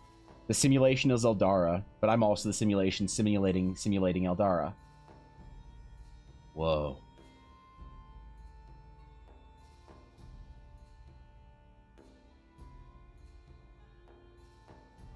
Knock knock, Adam. Time to wake up. Who's Adam? Don't worry about it. Unistol, maybe, the super item that I'm working on is a flail and a sensor in one. Depending on what oils you feed the sensor, it does different effects. That is sick. That's the Crusader vibe. I am... The favorite item that I've ever made was actually a sensor for Ella's Paladin. You could, like, it had an ember in it, you know, that always, like, glowed and whatnot and, like, did damage. And you could, like, drop the ember out of the sensor, and it would, like, you do a ground effect for a turn or whatever, and then go back into the sensor. I think that's an underrated vibe, okay? We need brave souls like you to popularize it, because I need my, like, sort of Orthodox Church, dark, secret paladin, sort of, like, pseudo-religious iconography vibes. So I can listen to my Ukrainian Orthodox chants while I'm playing my paladin. I still want to make my Crusader game, alright? Maybe that's what I should do with Fishy. I should tell Fishy that we're playing a Crusader game. She has to play a paladin. She has to play a big, hairy, sweaty man. We'll get our friends to guest on it. We get Blaze one week, and Viddy another week, and Eiley another week. Everyone just guests as a fellow big, hairy, sweaty man. And their character, I'm going to tell them at the beginning of the episode, is not going to survive the episode. Because they're going to do big, hairy, sweaty man things. Hymns of war we sing, brothers! Yes. I want to just play a Diablo 3 Crusader. Or a Diablo 2 Paladin. Zakaroom, guide me. What's a Zakaroom? Don't ask.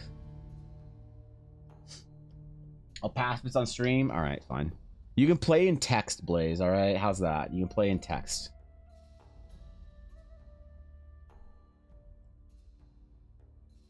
Is that better? Are we happy now?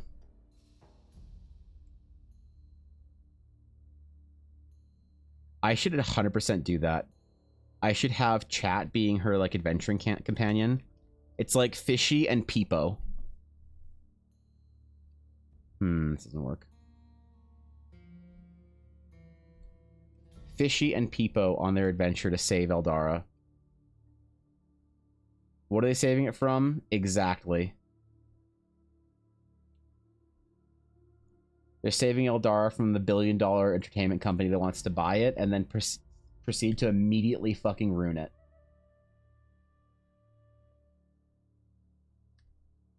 In a world where Evan Blair Art sold his IP, sold his property, sold the Realms of Eldara, the movies, the adventures, the comics that everybody loves, he sold it, cashed out for $17 billion.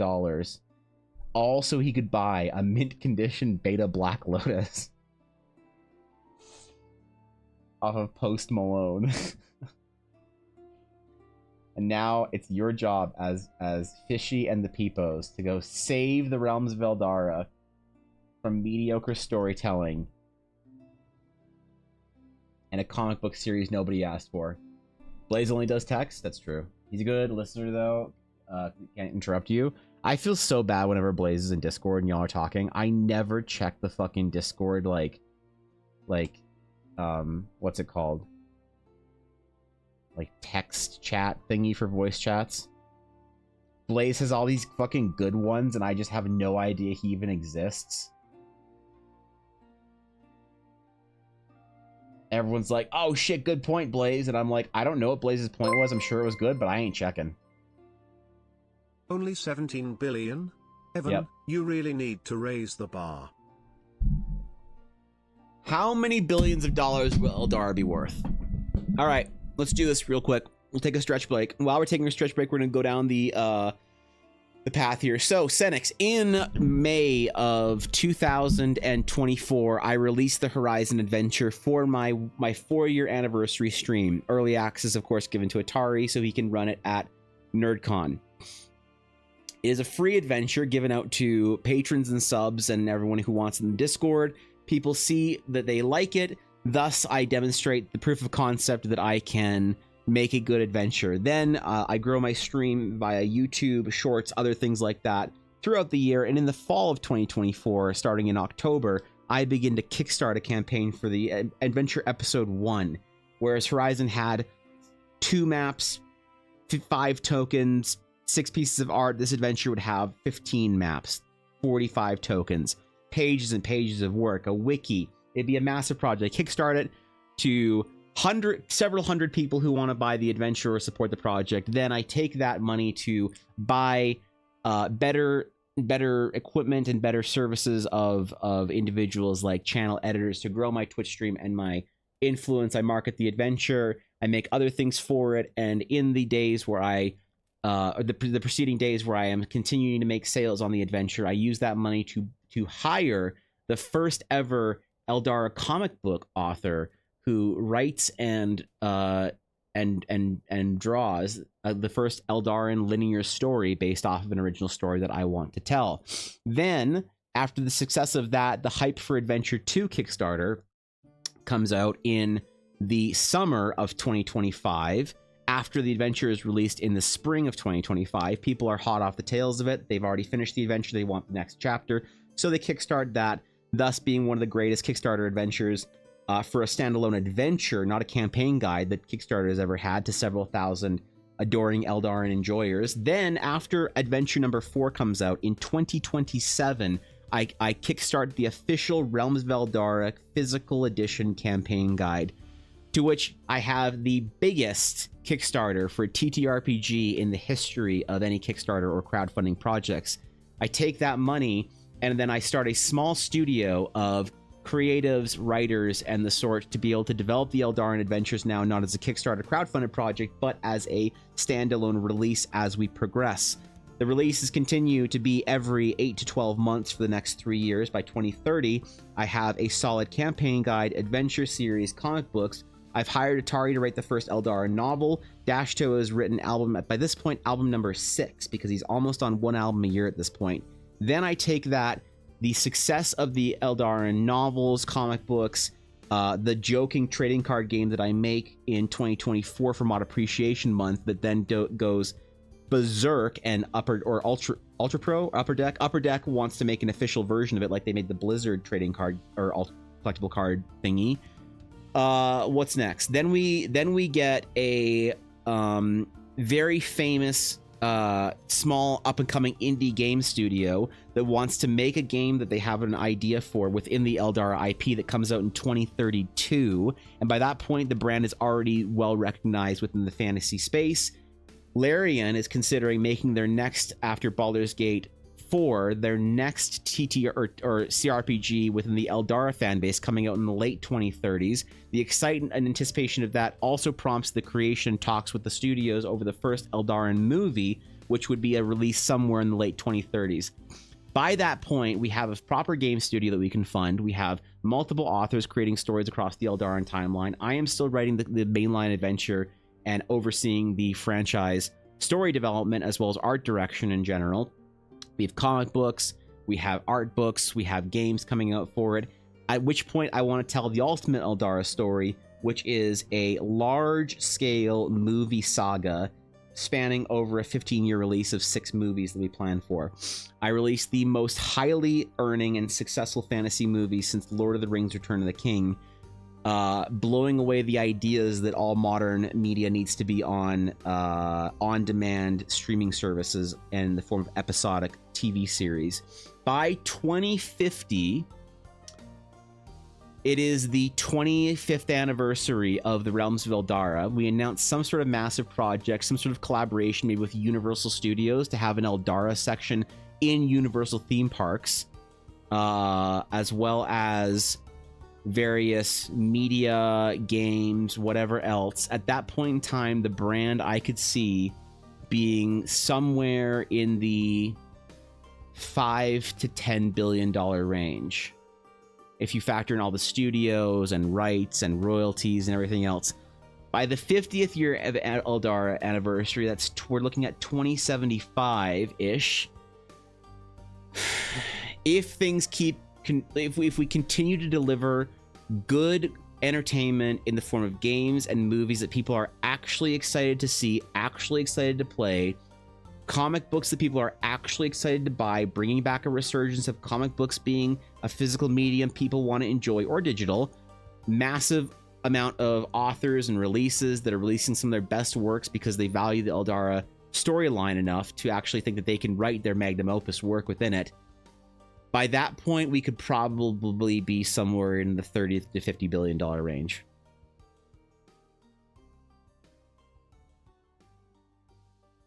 So, I'm gonna finish this free sketch for Gartha now.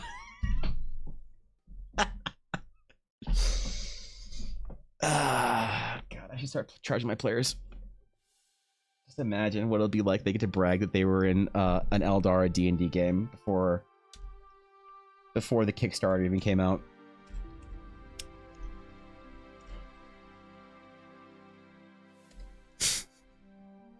Some people call me crazy. Some people call me Evan.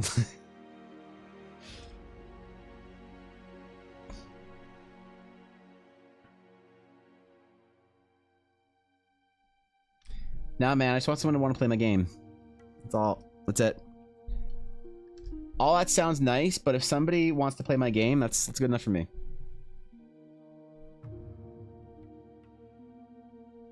That's it. I'm good. That's all I need. Call me Space Cowboy. I was gonna say some people call me Tim, but that's a Grail reference nobody gets. So call you Cat Girl? Yeah, okay. All right. The phone call? Oh, what does Nettie want?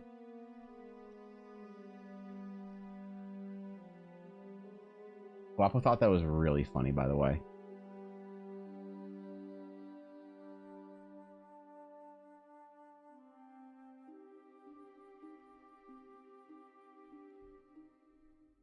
Yep. That was fucking hilarious.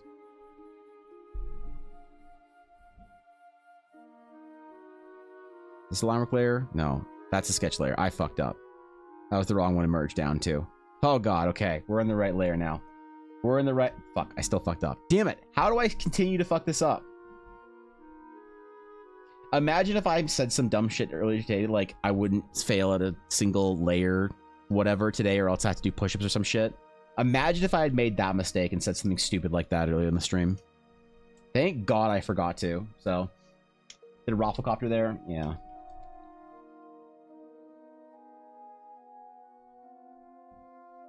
Look, sometimes I say things people don't understand. It's like, who are you making that reference for? Nobody gets it. But it's always that I know one person gets it. It's like if I can make a reference or something, or like make a joke that one person gets every day, then by the end of like a month, everyone who's like in my stream fairly often gets like one day where they get their joke. And they make the joke.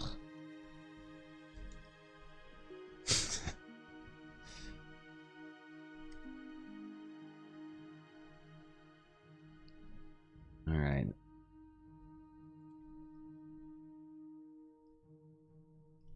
I wonder if I'll ever build Eldara on Beyond the Adventure. Obviously, I don't want to, like, you know, make a goal too big. But I'd love one day to have like an adventure that people look forward to playing, you know, a story people look forward to seeing. So I'm really nervous to make Horizon as good as I can. It's like I'm really waiting on it. I'm really like dragging my heels on it because I want it to be perfect. And I guess it doesn't need to be, you know. It's the prologue. It's not some like massive like crowdfunded project or anything like that. It's just me messing around, having fun. I think there's like a certain honesty you need to approach with projects. A lot of artists, a lot of people I think overthink their projects a little bit too much and end up kind of paralyzed on it. And I'm definitely at risk of doing that. Definitely a big concern of mine, I suppose. So skill, Evan, skill. It's always skill. Yeah. Skill. Right. Sorry. Thanks. Skill. Yep. Yeah. True. Actually true.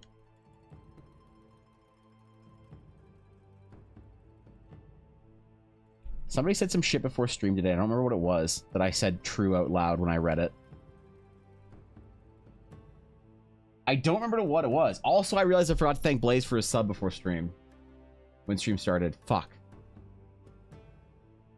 I'm the worst streamer, dude. I'm so bad at this game.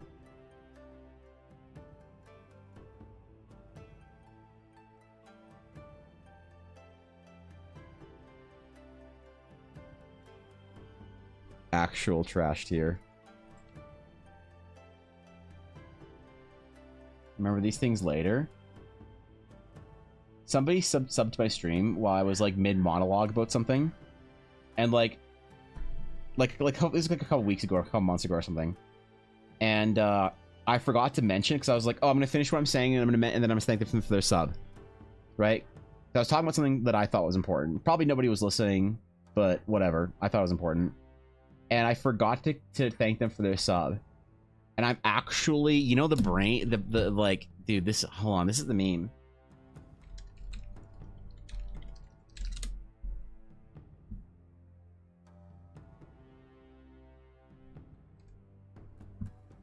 Where's the generator? Right here. This is me.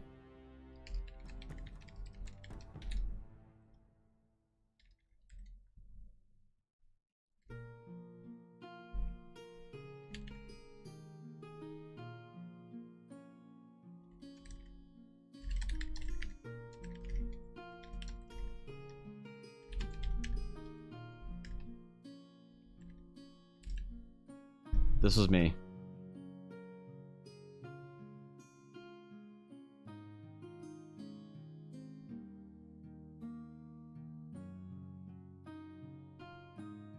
It's literally me at like, I don't know, 11:45 when I was just like drifting off to sleep, and I like shoot up out of bed. I was like, "What the fuck is wrong?" And I'm like, I sent a guy a message, and she's like, "Who?" I'm like, "I just we're gonna thank for the sub." Yeah. Anyway.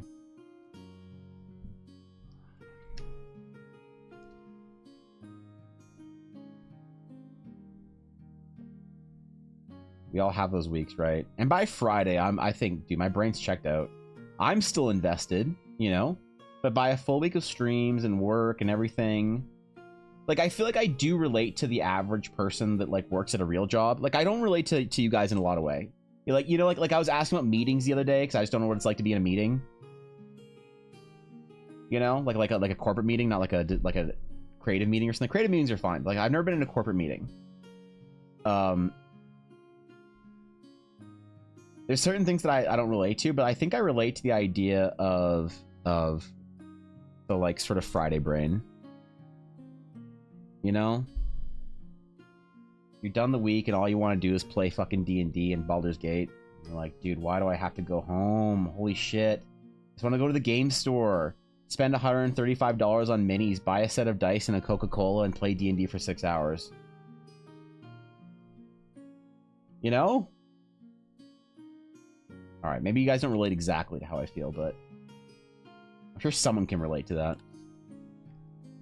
Someone somewhere at some point in time.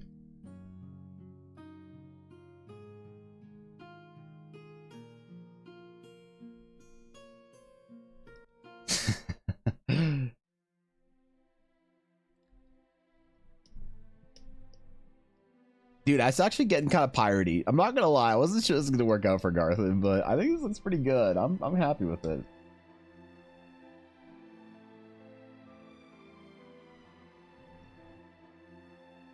It's like something you would loot at a freehold.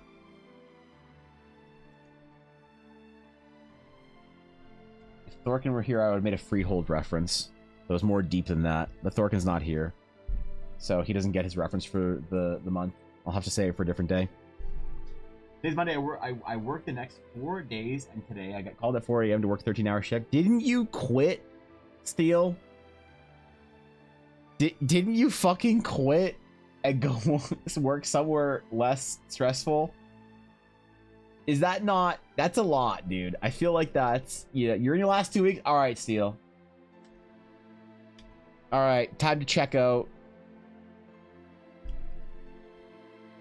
Yep. Show me the definition of quiet quitting. Take the black pill. Impress me.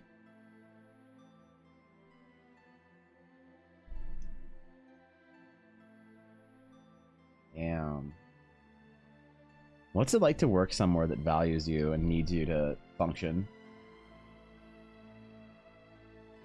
Because you know, if I like had to quit my stream, that somebody else would just take it over and it'd be fine.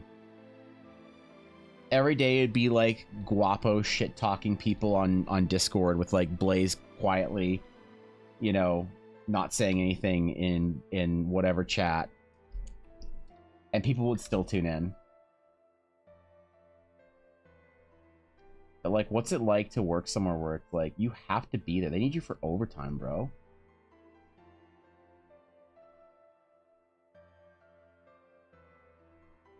Sounds stressful. Sounds like a lot. I actually don't know what it'd be like if I had to go to work on a schedule again. What would that even be like? I am not a person that can maintain schedules that easily, I don't think. I mean, I did when I did have like real jobs.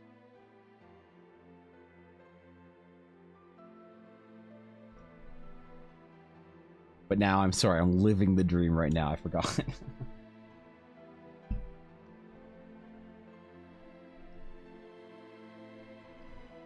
So, don't know what that's like.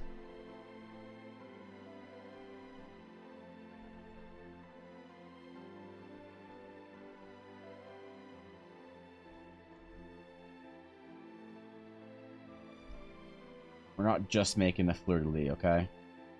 It's a pirate fleur-de-lis. Can't say I'm not giving my all my last 2 weeks. True.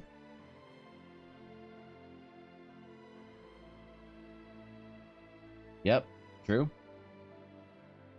Don't do it, Evan. Don't be important. Oh, man. I could be important like Atari and spend every day in a meeting. What do you mean? That's how you know you're important. I could wear like a golf polo every day because I don't want to seem too corporate and wear like a collared shirt, but I also want to seem professional enough that the boomers think that I'm reliable. Right? Like, my dad's a golf polo businessman. I love it. All the dudes he works with are all golf polo businessmen, too. So, that's how you know you're getting, like, an Alberta businessman. They wear blue jeans and golf polos, and they make millions of fucking dollars, and you would never know. I don't know if I could do the whole suit thing, right? I could do the golf polo.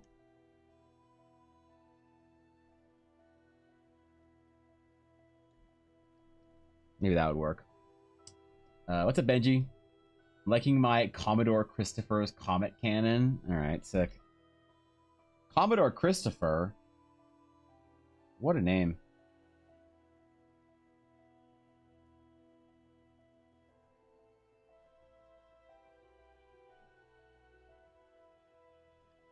What a fucking name. What a guy.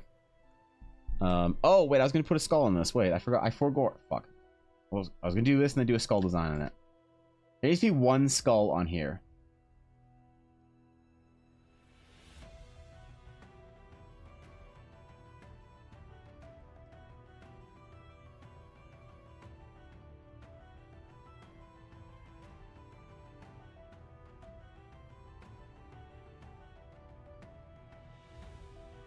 You can say that it seems like you've reached an accord.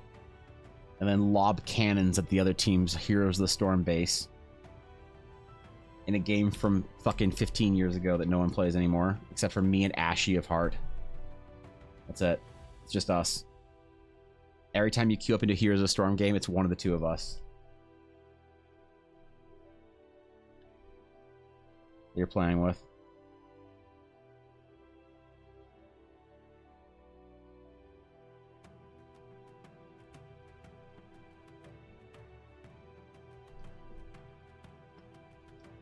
Alright, we can kill our sketch layer and actually make this look good.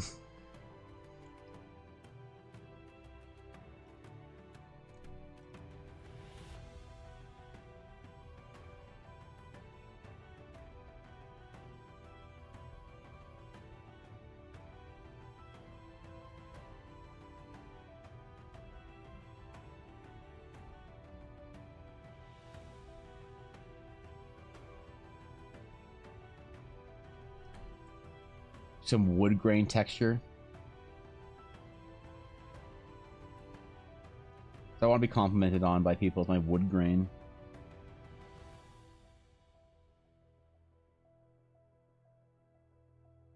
So every young kid becomes an artist. So that a pretty girl will walk up to them one day and say, "Nice wood grain."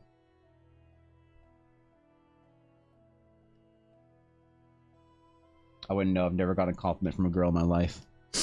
Ella doesn't count. That's not true, but like nerdy dudes getting compliments from girls, you never forget about them.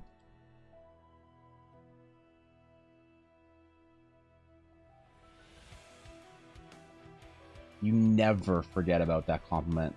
I got complimented by a girl when I was in grade 12. And I still think about it.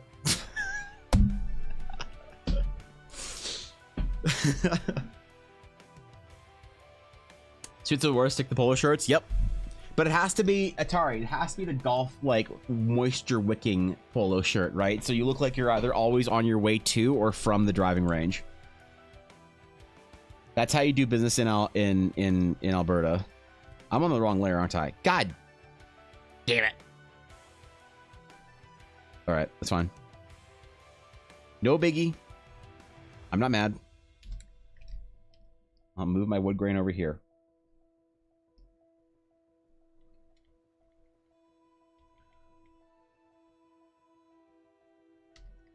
Alright, we're good. Nice gun. Thank you, Spirit. Appreciate it.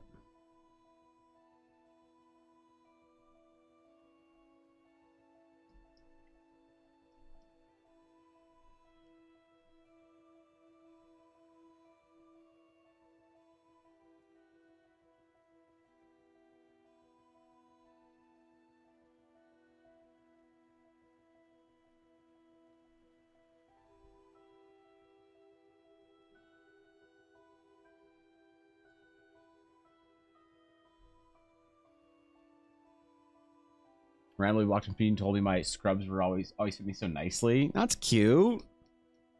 It's nice. See, it sticks with you, right?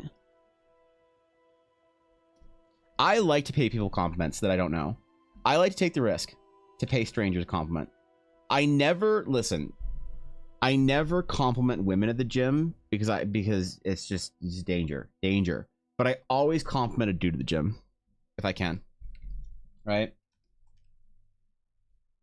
I always compliment another dude at the gym. And you know what?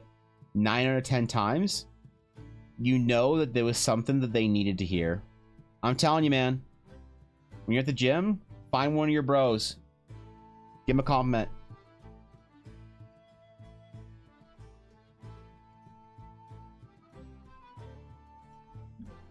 Tell him how much you think.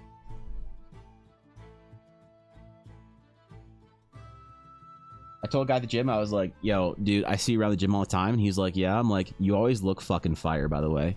Like, I know you're not trying because you're at the gym, but you always look legit. Like, whatever. He's like, oh my God, I think about my style so much. I'm like, damn. I said what you needed to hear, bro. Dastro and I were lifting when he was here, and these like old guys were just like fucking crunching iron next to us. And I was like, bro, when we're this as old as you, man, if I can lift a quarter of what you lift when I'm as old as you, bro, I'm like, I can't. I'm a young man, and you're embarrassing me. You're like, it's fine, just take creatine. You're like, Jesus, okay, fuck. Fine, all right, that's the way it is. Understood, yes, sir. You know? When told me I had nice eyebrows and was unsure how to react. Someone once told me on stream that I had very nice lower teeth. That was nice. I don't know. It was a nice comment. I never got complimented about my teeth before. Well, I do. I have, because I have fairly straight teeth when I was younger, and everyone had fucking braces. But I've never gotten complimented on only half my teeth, so I don't know if that's a good or bad thing, you know?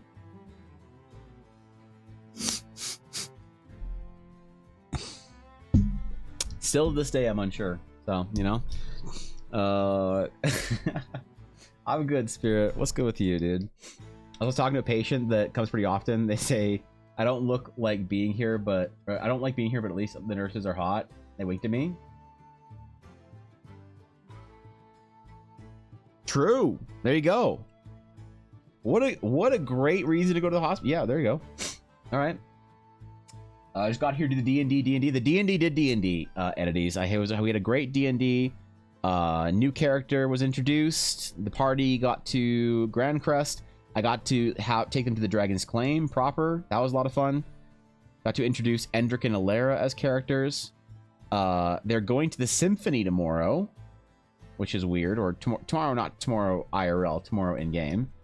So there's that, you know. I guess one of our players really wanted to go to see the Symphony.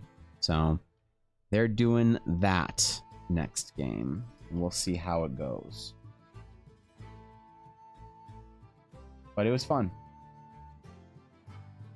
Just came back in a while.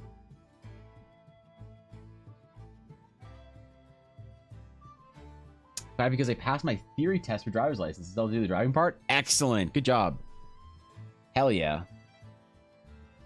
That is sick. Driver's license opens up so much freedom. I'm proud of you. That's awesome. Dude, Ella and I scammed our way out of paying for one of our driver's license tiers. We scammed our government, and they let it happen. And they sent us a letter that said touche, basically. No. So in Alberta, in Canada, we have different driver's license for each province, like you have in states, right? Different criteria for testing and stuff like that. So also different, I don't know if you have this in the States, but it's different like levels of driver's license. So in Alberta, you get your learners at 14, pretty standard. You get your full license at 16, but your full license is limited in a couple ways. One is you can't blow anything on the breathalyzer, because I think it's like below 0.07 or some shit you can blow on a breathalyzer. If you have a limited license, you can't blow anything on a breathalyzer whatsoever at all, like even fucking decimal point. You can't drive out. You couldn't drive after midnight to like 7 or to like 6 a.m. for a while. They removed that. You couldn't have more than 4 people in your car, but they removed that too. And you couldn't teach someone how to drive, right? These were all things I didn't care about. And so in order to get, so then you have that license, and then you wait 2 years, and then when you're 18, you can get your full license, like no limitations, basically, not on any of that stuff. And you have to do another driver's test though, right? Because the driver's test at 14 is all like written whatever and stuff. The driver's test at 16 is you're parallel parking, you're on like, residential streets, doing stop signs, school zones, whatever. Your driver's test at 18 is like freeways. Can you merge on and off of big roads? Can you do a traffic circle? Like, can you parallel park again? I didn't care about any of the stuff that I'd get at my 18-year-old license whatsoever. So I managed to wait 16 years. I had my driver's license at 16 years old, and at 32 years old, I went half of my life without upgrading my driver's license. I would give my license to people occasionally, like for something, like for a government thing or whatever. They'd always look at you and be like, "Oh, you only have your like whatever license?" And I'm like, "Yeah." They're like, "You're 29. Why didn't you go get your other one? You could have gotten your other one like 11 years ago." I'm like, "I'm not doing another fucking road test and paying the government $80 so I can get a new license. Fuck that." They're like, "Oh, but don't you want to have a drink before you?" I'm like, "No." "Oh, but don't you want to teach someone how to?" "No." And so last year, the government caved. The government said, hey, if you've had your 16-year-old license for this many years, it was like 5 years or whatever, we'll just give you your like upgraded license. Get fucked. I outweighted them. I never had to pay them the $80 and do a stupid fucking road test in parallel park with some miserable person beside me. Fuck them, dude. I did that once. I ain't doing that again. And I won. I held out. And they caved. And so the next time I go renew my license, I'll be able to get the fancy one or whatever without the stupid sticker on it or some shit. I don't know what marking mine has on it that makes it a lesser. Fuck them. Straight up, I don't give a shit. The most thug move I've ever made. Refusing to get the upgraded license. Yep. I know it's different everywhere, but I was very pleased to tell them to fuck the right fuck off. Anyway, blunderbuss time. Dash is going to listen to himself in game Super Pog. I am not gonna. I don't know if I'm gonna make an event or if I'm just gonna say that you go to the symphony. It's awesome because Dash was gonna meet someone there for a side quest for him. So I'm gonna probably say the symphony was great, and then you meet this composer and you know, have fun, I guess, and see what happens. His character's a composer in game too. It's so cringe. God, it's like imagine if I was an artist in my D&D game. Wait, fuck. Dig the man. Yep. Get him out of here. I ain't paying your extra $80, government Alberta. Get bent. Got a permit test and got my driver's license without having to drive. Wait, what? Learned how to drive after I got my license? That's weird. I had a car before I had my proper license. My parents bought my brother's Trans Am off of him when he wanted to sell it for me. What a spoiled younger brother thing to have happen. It's like older brother goes and gets, you know, a job at Canadian Tire or some like shitty store for years in junior high. So when he's in high school, he can finally afford his first car. Parents help him out with it a little bit. And then little brother just sort of like drunkenly stumbles into the party and just like, hey, where's my free car?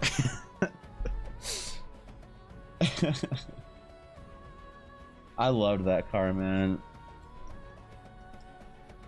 I loved it. We weren't like super well off, but everybody thought we were like fucking rich because I had a car.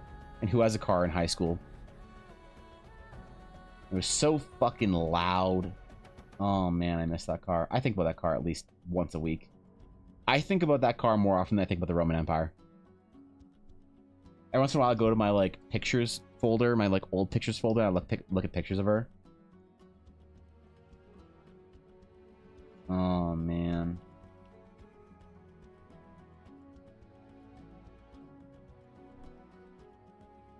She was so pretty, dude. Matte white, Trans Am, Phoenix on the front, 1987, V8. God. Got totaled. I wasn't even in the car. Got totaled when someone ran into it while I was parked on my front street. I cried that day like I'd never cried before. I cried that day like a man for the first time. I learned to cry like a man. I secluded myself away from the prying eyes of anyone who could think less of me while I protect my fragile masculinity as a 17 or 18-year-old. I stared out the window at the empty parking spot in a dark room, one hand leaning up against the window frame, shedding a single tear at a time. I missed that car.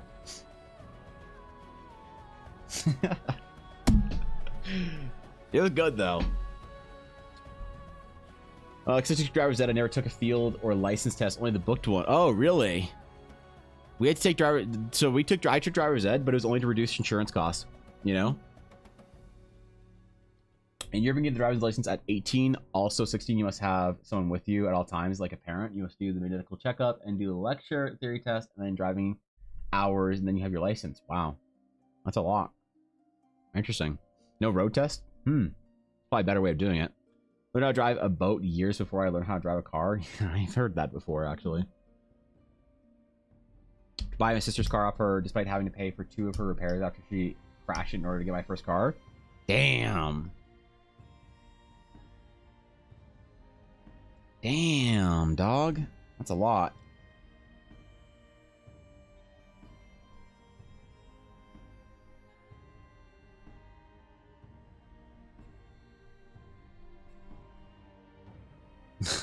The first time I ever took my car out on my own, the first time I ever took a solo trip in my car or any other, the night that I turned 16, or the night that I turned 16, and I went for my road test, I passed it. I went home. It was my birthday. I had a lot of fun. We did birthday things back when you're a kid. People care about your birthday, and you care about your birthday, and there's cake and all that shit. It was great. And then I decided I was going to go over to my friend Ryan's house in my cool car. I was going to show it off, and I was going to drive over there. I was the first of our friend group that was going to show up without a parent driving them, and it was raining that day. Now, if you know anything about old 80s cars, old 80s carbureted engines with old 80s filters and intakes and rain, my car stalled out in the middle of an intersection on the way to his house, and I panicked.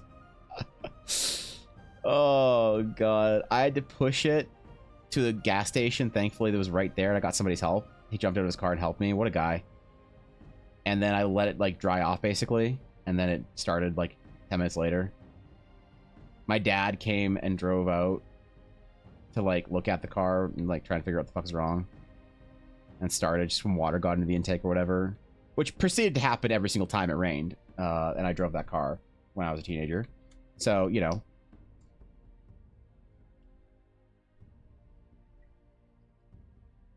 What a great welcome to being a car driving adult, son.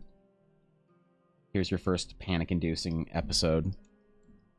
We're gonna try car stalls in intersection, everyone's staring at you edition. Which isn't fun as an adult, but like as an adult, you're like, and if that ever happens, you're like, ah, whatever. Like everyone can fucking chill out. I'm gonna get out in a second, you know. But when you're a kid like that, oh man, that was monstrous, bro. Couldn't handle it. Fast time you can get your license is 3 months. Really, 3 months. It's not bad. So in Europe and in most places, can you start driving with supervision at 14 or not? You'll have to wait until you're like 16 to start driving with supervision? Because, bro, I was driving to junior high and shit in my mom's minivan. And I hated when she would make me drive home. She'd pick me up from school, right? Some days. I usually took the bus home or whatever, like the city bus, but she'd pick me up from school occasionally. And I would like have to drive home, and I was so scared when I was learning how to drive. And I was so embarrassed to get in our fucking minivan right out from my high school. What if one of the girls saw me? I was so scared, dude. I was so scared, man. I'd be embarrassed getting picked up by your mom in the minivan driving it home. Oh God.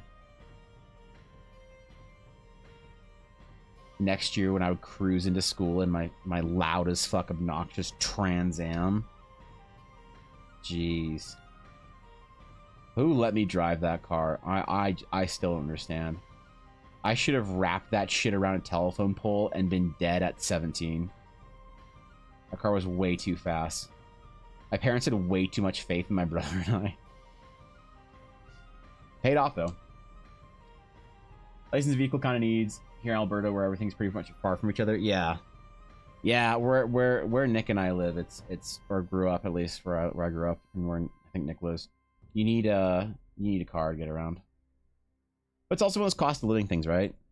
You're like, you had a car at 16? Wow, you must have been so wealthy. It's like, you understand I live somewhere where nobody wants to buy a house, where food is inexpensive because nobody wants to live here, where the weather is awful because nobody wants to live here. Like, these things are, they you know, it's not like buying a car, or like being 16 and owning a car in like LA or whatever. A bit different when you live somewhere like where I grew up.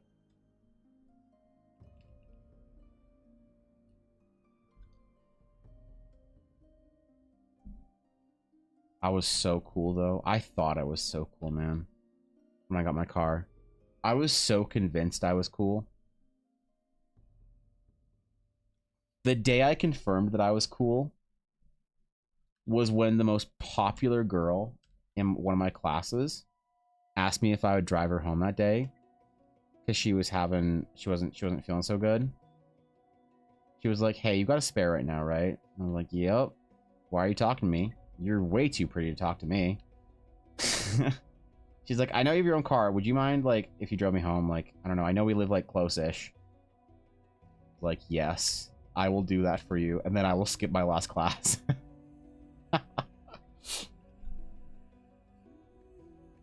I'm like, "Can we just stop at my locker real quick?" And she's like, "Yeah, sure."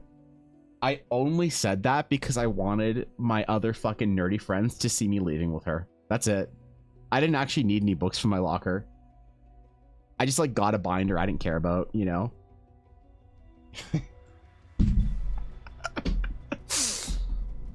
The things we did in high school to feel cool, man. Telling ya. A different time, a different age.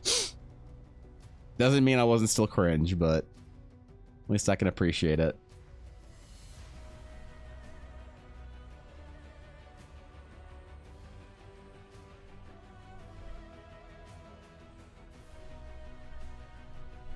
I was so utterly convinced I was the shit. My friends were lucky to know me. I was so popular. Meanwhile, we're playing Yu-Gi-Oh on the floor of the third story whatever hallway or some shit. Smooth, yep. Yep. I was terrified of that girl because she was, like, so popular and so pretty, and, you know, I played Yu-Gi-Oh, but she was actually so nice to me. I didn't realize we were friends until that day. I just thought she was being nice to me for some reason in gym class. But she would always, like, encourage me because I was, like, the fat kid. I was, like, the fat out of breath kid at the back of the pack when we were all, like, doing laps and stuff. And she would always run with me because she didn't want me to have to finish alone. She was so sweet, man. But I was still terrified of her because, you know.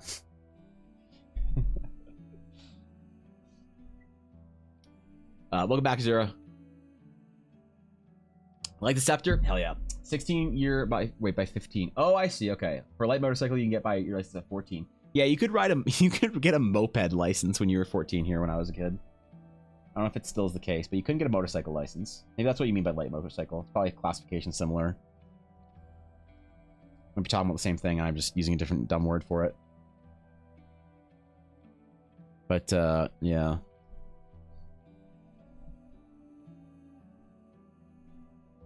Actually, I was confirmed cool because I had one of my D&D friends.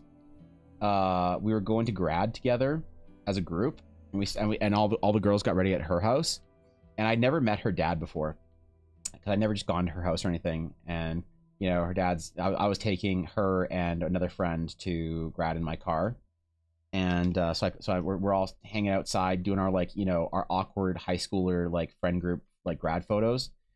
And her dad was so excited by my car. He's like, "Wow, what a classic!" And he was, like, talking to me about it, and he was all excited and shit. And I was, like, excited to talk about my dumb car with, like, some old dude. And he was like, "So you're the cool one in your group?" And I was like, "Yeah, I don't know, I don't know, maybe. Like, I had the car, so sure, that probably makes it's pretty cool." He's like, "So you're like your group's is Fonzie." I had no idea what the fuck that meant. I'm like, what the fuck is a Fonzie? All right, I had to go home and Google that shit that night. I asked my dad, actually, I think. I was like, Dad. He's like, hey, son, how was grad? And I'm like, it was pretty good. He's like, what's wrong? I'm like, Dad, what's a Fonzie? He's just like, what do you mean, son? I'm like, yeah, Carolyn's dad called me the Fonzie of the group. He's like, oh, that's pretty good. I didn't know what it meant. Thank God old people thought I was cool. What a benefit to have if you're a young kid in your D&D playing fan group.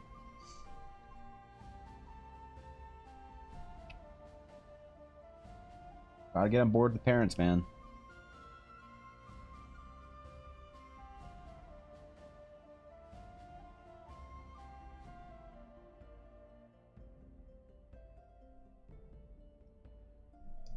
Okay, I'm actually kind of digging this. Not gonna lie, Gartham. Our Starlight Blunderbuss is making me pleased with myself today, so thank you. I can't believe I forgot to do the fucking requests post for the characters. I'm kind of glad because this is really chill, doing like the items again. But I just feel dumb because I didn't mean to, like I meant to do something different today, you know? I didn't mean to forget and be stupid, so. Moped, I was home driving a tractor from like 8 years old on when it was needed.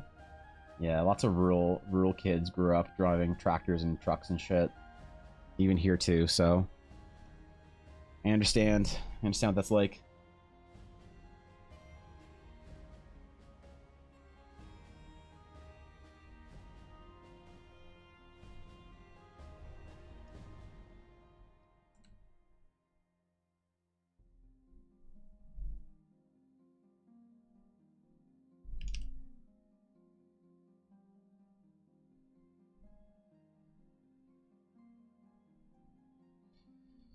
All right. Where are we at? Do silver and gold, I think. I want to do some like glowy shit at the front of the item, where all the starlight gets shot from. I love that idea. I always love ammunition in weapons that does like is magic. You know, an arrow that shoots bolts of light or something.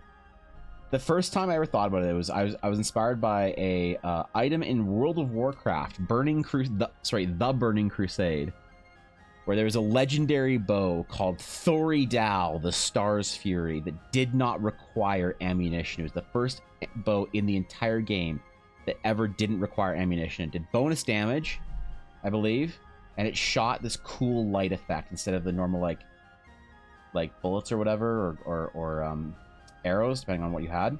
It shot light, little like blue laser thingies. It was so fucking cool. Every hunter wanted that bow. Every warrior in Rogue wanted that bow too. I wanted that bow. I wanted to be that cool. I never was that cool, but I immediately made that a cool thing that I would do for my D&D games. That I'd always have these like light shooting bows and crossbows and stuff as like a cool effect that you don't need to worry about ammunition. Don't need to reload. Who reloads in D&D? Fucking nerds. What's up, March? It was a bring your tractor to school day here last day of senior year. What a like tell me you're from somewhere rural without telling me you're from somewhere rural thing to say. It's like that, or if you mention something that has to do with corn. I would have been able to pick it out. What the fuck? I'm impressed, actually, to be honest. I better crushed charcoal and sulfur. Oh, that TikTok gets you on a watch list. I mentioned being in the middle of nowhere before. I've talked about corn before too. This is old ground. That's true. Yeah, that's true. Listen, a lot of people talk about corn. I forget who's from cornlands and cornfields and who's not sometimes. I just gotta refresh my memory.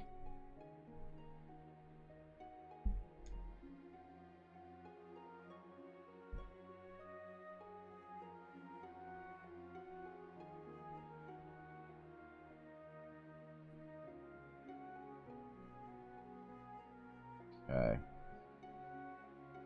I just wanted to grow up on a ranch or something. I went to art school with a dude who grew up on the ranch. He taught me about how to actually spot good beef. What a guy, man. He was a cowboy. He was a fucking cowboy. He wore his cowboy boots, his blue jeans, and a big ass fucking belt buckle to school every day. He dropped out of art school in 3rd year. He didn't finish because he decided that he didn't want to be like a illustrator or a designer or whatever. He wanted to go back home and take over his mother's silversmithing business, where he proceeded to make like Western style like jewelry and fucking giant silver belt buckles. What a Chad move. Goes to art school in the city, decides, fuck that, I'm going home and making belt buckles and shit. He makes like competition belt buckles. I guess when you're like a dude that rides horses for a living and you like do it really well in front of a bunch of other dudes that care, they give you like a belt buckle instead of like an award or some shit, and then you wear your belt buckle like a Super Bowl ring or something. And he makes those now. What a career move, you know?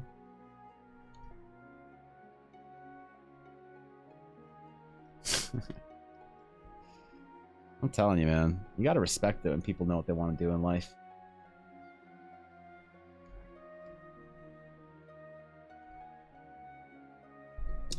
Got this man's number? Yeah, I do, actually. Yeah, it's I go to his website every once in a while. I just see what kind of stuff he's working on. He probably doesn't remember me whatsoever. I'll never forget him. He taught me how to identify good beef and good steaks. That's something that you don't forget, man. Right? So those ones are cool. They are cool. It's not a NASA-made TTRPG module. It's apparently made by NASA. It is. It is. I made a tweet about it a couple days ago. It's very cool. Yeah. What a dope thing for NASA to do. I'm guessing you're a bunch of nerds that were TTRPG players that had some free time or whatever and got somebody on NASA's marketing whatever committee or some shit to agree to it. But it's pretty cool. If you allow an additional to the request, can I get a glowing... Wait, can I get glowing out of the muzzle? Glowing out of the muzzle? Yeah, we can do that.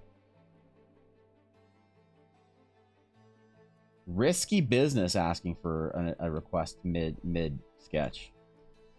No, I was thinking about doing that anyway.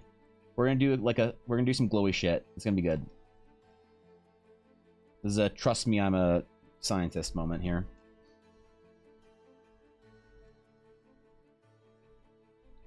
I'm an art scientist. I spent 30 minutes talking about AI art earlier. Of course, this is my field. Of course, I know what I'm doing. Now, someone's hard at work. Dude, I'm still so mad about that. This infuriated me. Are you kidding? Look at where... Hold on, where was this shit? Look at this. This is my tweet about it. This was from the video. Like...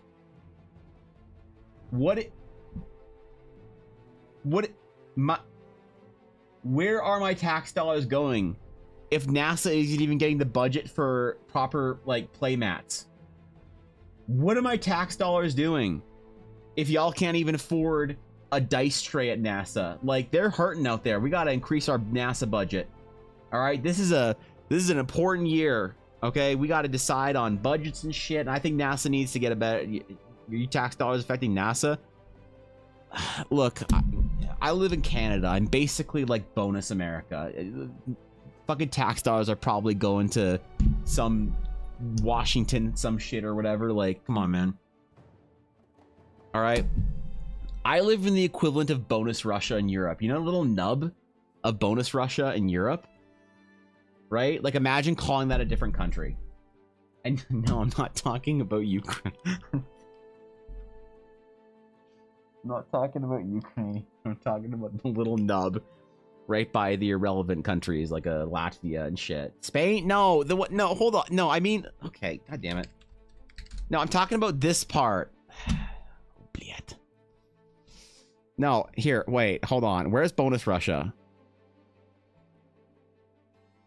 Where is it? So you go up the you go up the Twin Hydra, down the balls, and then you get a relevant country. Who's with me for a D&D session in space? Wait, that's a genius idea. No, not alien, not turkey. No. So you go up the D, down the B, and then you go irrelevant country, irrelevant country, irrelevant country, and then this right here. This is bonus Russia. This is Russia, right? This is bonus Russia. It's a little extra nub. Like, imagine if this called itself Canada. Would anyone believe it's a different country? No. You'd be like, this is just bonus Russia. All right. Canada's the same thing. Much larger than Russia's bonus Russia, but we're just bonus US here, okay? We're just like the 51st-ish state. Puerto Rico really hates it when I say that, but yeah, no, dog, it's rough up here in Canada. Like, we know what we are here. Like, there's no illusions about it.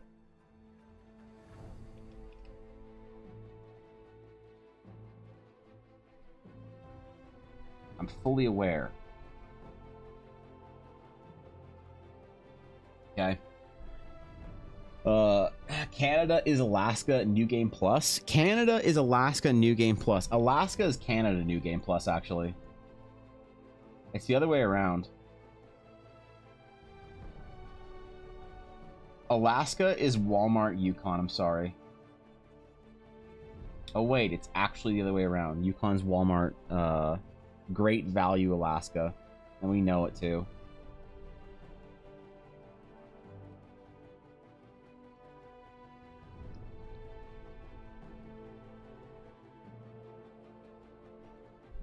We're aware of it. Y'all try and remind us every once in a while. It's like, dude, I'm good. I know.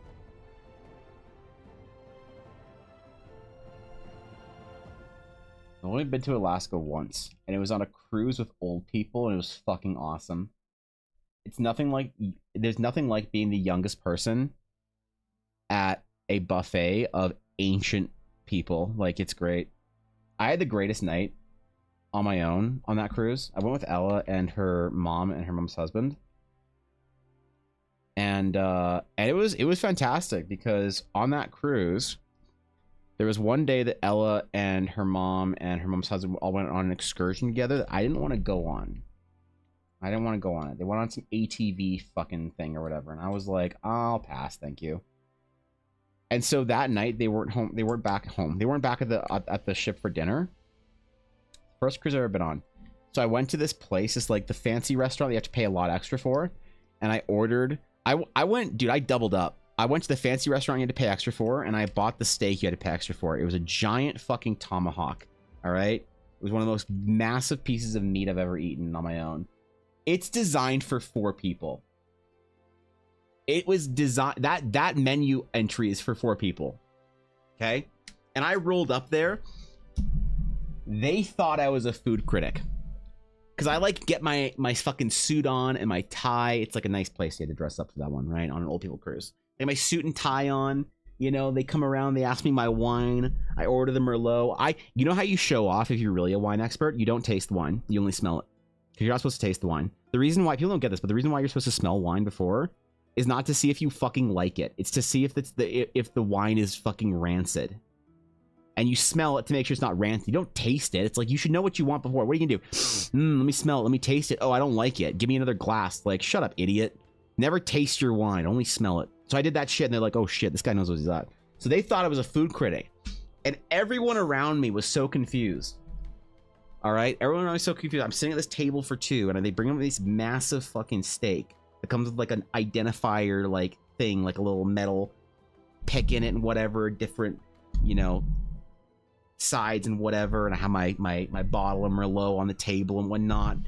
And man, I have never felt so much secondhand support from a bunch of old dudes. It's like every old dude in there was like jealous simultaneously and rooting for me. You know, I glance over, I'd like look over, and I'd see these old dudes with their little fucking roast chicken with their wife or whatever, like, you know, and they'd be like looking over at me, looking at my steak, and be like, come on, man, you can do it. You can do it. Like, they were like cheering me. They wanted me to finish it, right? And there's this like tension in all the old people around me. you know? And I finish the steak, and after I finish, I take the last bite. And I've never been so full in my entire life. I ate the last bite. I place my utensils down, flick my napkin out, and there was this like quiet, like kind of like cheer between all the old dudes in the restaurant that were like near me. They're like, oh, yes. God, I knew he could do it. This guy's way too fat for not be able to finish a full steak. You know, it was like I had to. I wasn't gonna finish the steak, but there was too much like riding on it. These old guys were invested. I was not about to let them down. I was not about to disappoint them. All right. I finished that entire steak all on my own. I've never made Ella so jealous my entire life. I sent her pictures of that steak. So, good memories from Alaska. Most of it doesn't have to do with Alaska. Weirdly. Good Bob and Doug. Where can I get people to play D&D and also teach me? Where can you get people to play D&D and also teach you? Ask your friends. Ask your friends. Get your friends into it. If your friends don't know how to play, then you learn how to play D&D and teach them. Step up, be the leader your friend group needs, and teach them how to play D&D. Say, boys, we're playing D&D. We're doing it. Boys in this context is not a gendered term. It's simply addressing gamers. All right. Say we're playing D&D. All right. We're gonna go play Dungeons and Dragons. I'm gonna run a game. We're all gonna figure out how to play it together. It's gonna be dope. And then you be the one to learn. It's real easy. It's not as intimidating as people think. Playing your first D&D game is scary, but it is super fun, super rewarding, and I recommend it. So if you don't have a group of friends to play with, you know, that plays D&D existing, then be the change you want to see in the world.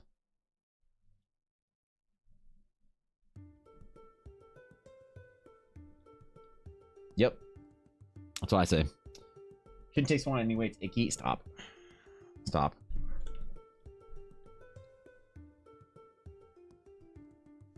So I don't condone being a wine mom, Blaze, but there's nothing wrong with a glass of wine once in a while. Or a box of wine. Listen, I didn't come from a very high socioeconomic status, alright? Box wine is all you get sometimes.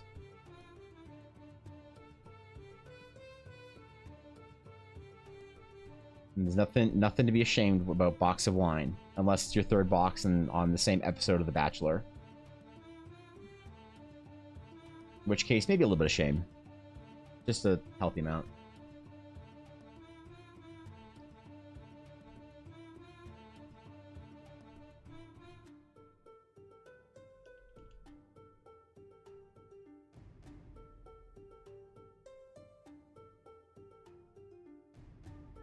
You used to have a friend that would polish an entire bottle of wine off during our D&D games.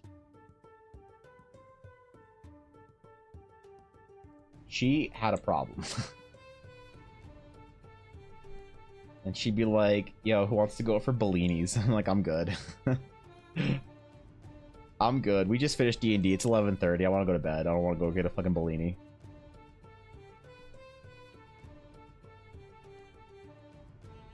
I hope she's a wine mom now. I should be happiest like that.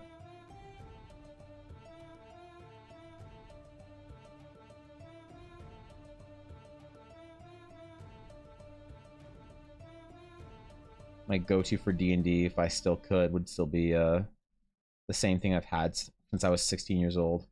Dr. Pepper and Cheetos. One day I will return to that. I will have Dr. Peppers and Cheetos with my D&D game. It'll be dope. I'd love to play D&D, but I don't want anyone to play with me. Well, go. That's what you do. You go ask your existing friends if they want to play D&D with you. Even if your friends don't play D&D, go ask them. Be like, guys, let's do it. Who wants to play some games? Learn how to play, and then ask your existing friends whether y'all play games together or are in school or whatever. I don't know.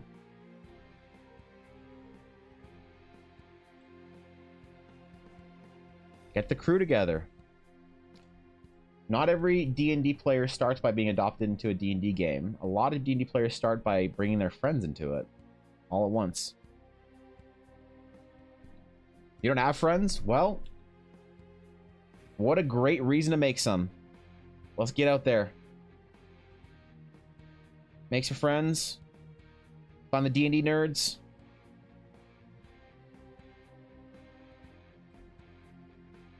Everybody should have friends. Time to find some good ones by playing D&D. There you go. And then you're winning. They say no, go get some real friends. True.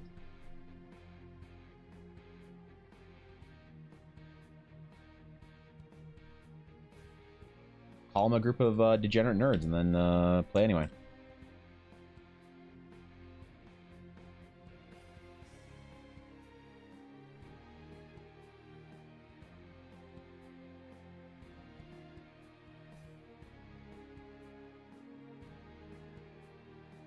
What better time to make some friends than when you want to play some D&D? So you have a group of friends that can all reschedule on each other until you guys decide to cancel your game anyway. And then you're really playing D&D at that point. And then you're in it. You're doing it. When that's the case.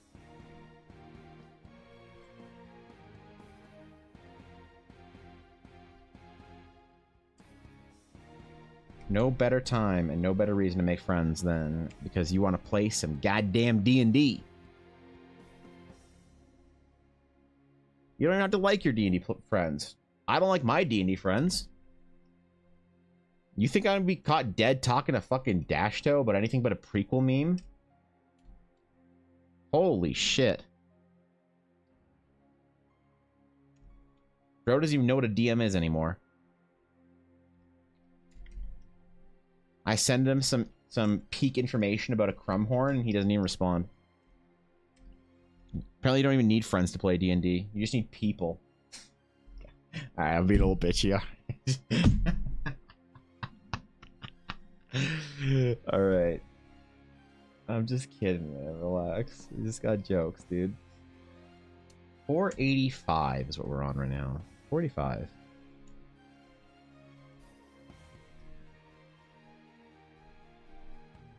That's a good one. I like doing firearms. Wait, 46? 45.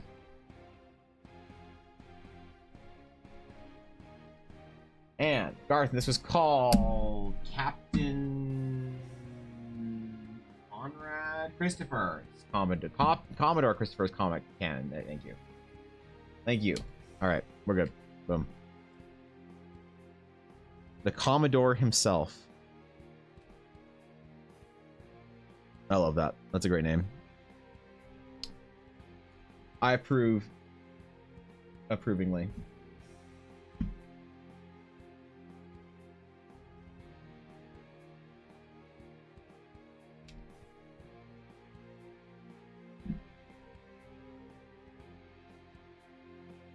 All right, 485 for Garthon. Just Eldritch Garthon with the Vacilinter art still. Damn, I love seeing it. I love seeing people with the Vacilinter profile picture art. That's the best. All right, how did our poll do? Let's see.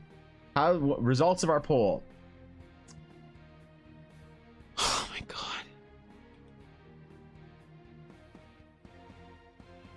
Are you kidding? Are you kidding?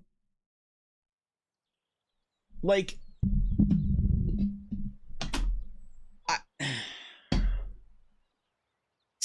80% of people said they're looting their friends in the same round. I asked, when a fellow party member dies in your game, what is the polite amount of time to wait before looting them?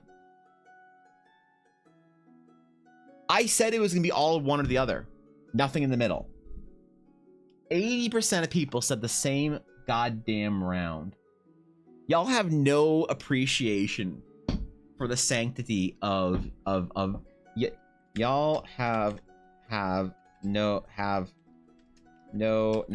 I'll wait until tomorrow when the results are public. Fuck. Are you kidding? Are you kidding? I'm so disappointed, and also I expected nothing less. So, man, there it is, dude. Wait a minute has been my players usually go to a full minute. That's like a couple rounds. That's not bad. I don't know. All right, guys, that was Friday. There it is. Hope y'all had fun, man. That was a fun stream. Thanks for chilling out, everybody. I appreciate all y'all.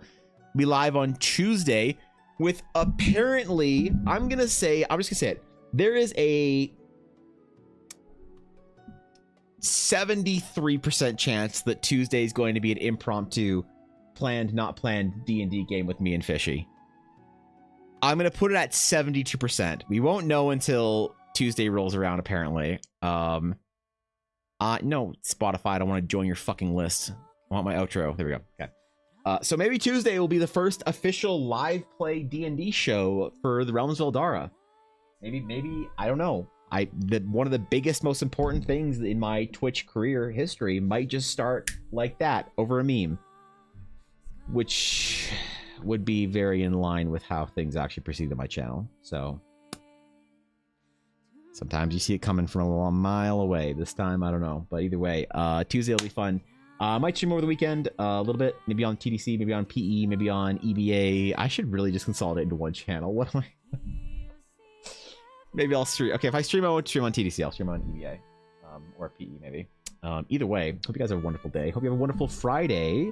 The rest of your weekend is blissful and lovely. And go take your spouse out or significant other for a date afternoon on Sunday or Saturday. That's what I'm doing. I'm gonna take Elle out for a little date afternoon. We're gonna go out and play Pokemon Go Community Day Litten Edition. That's right, Litten, the Alolan Firestarter, is Community Day tomorrow. So I'm gonna take Elle out for a little while and go get I don't know, go get some Dairy Queen. No, Dairy Queen's too expensive now. Go get a Haagen-Dazs is too expensive. Fuck.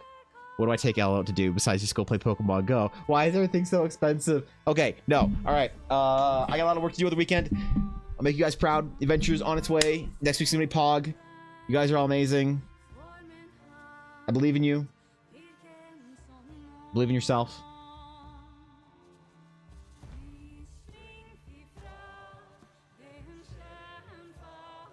Okay, bye.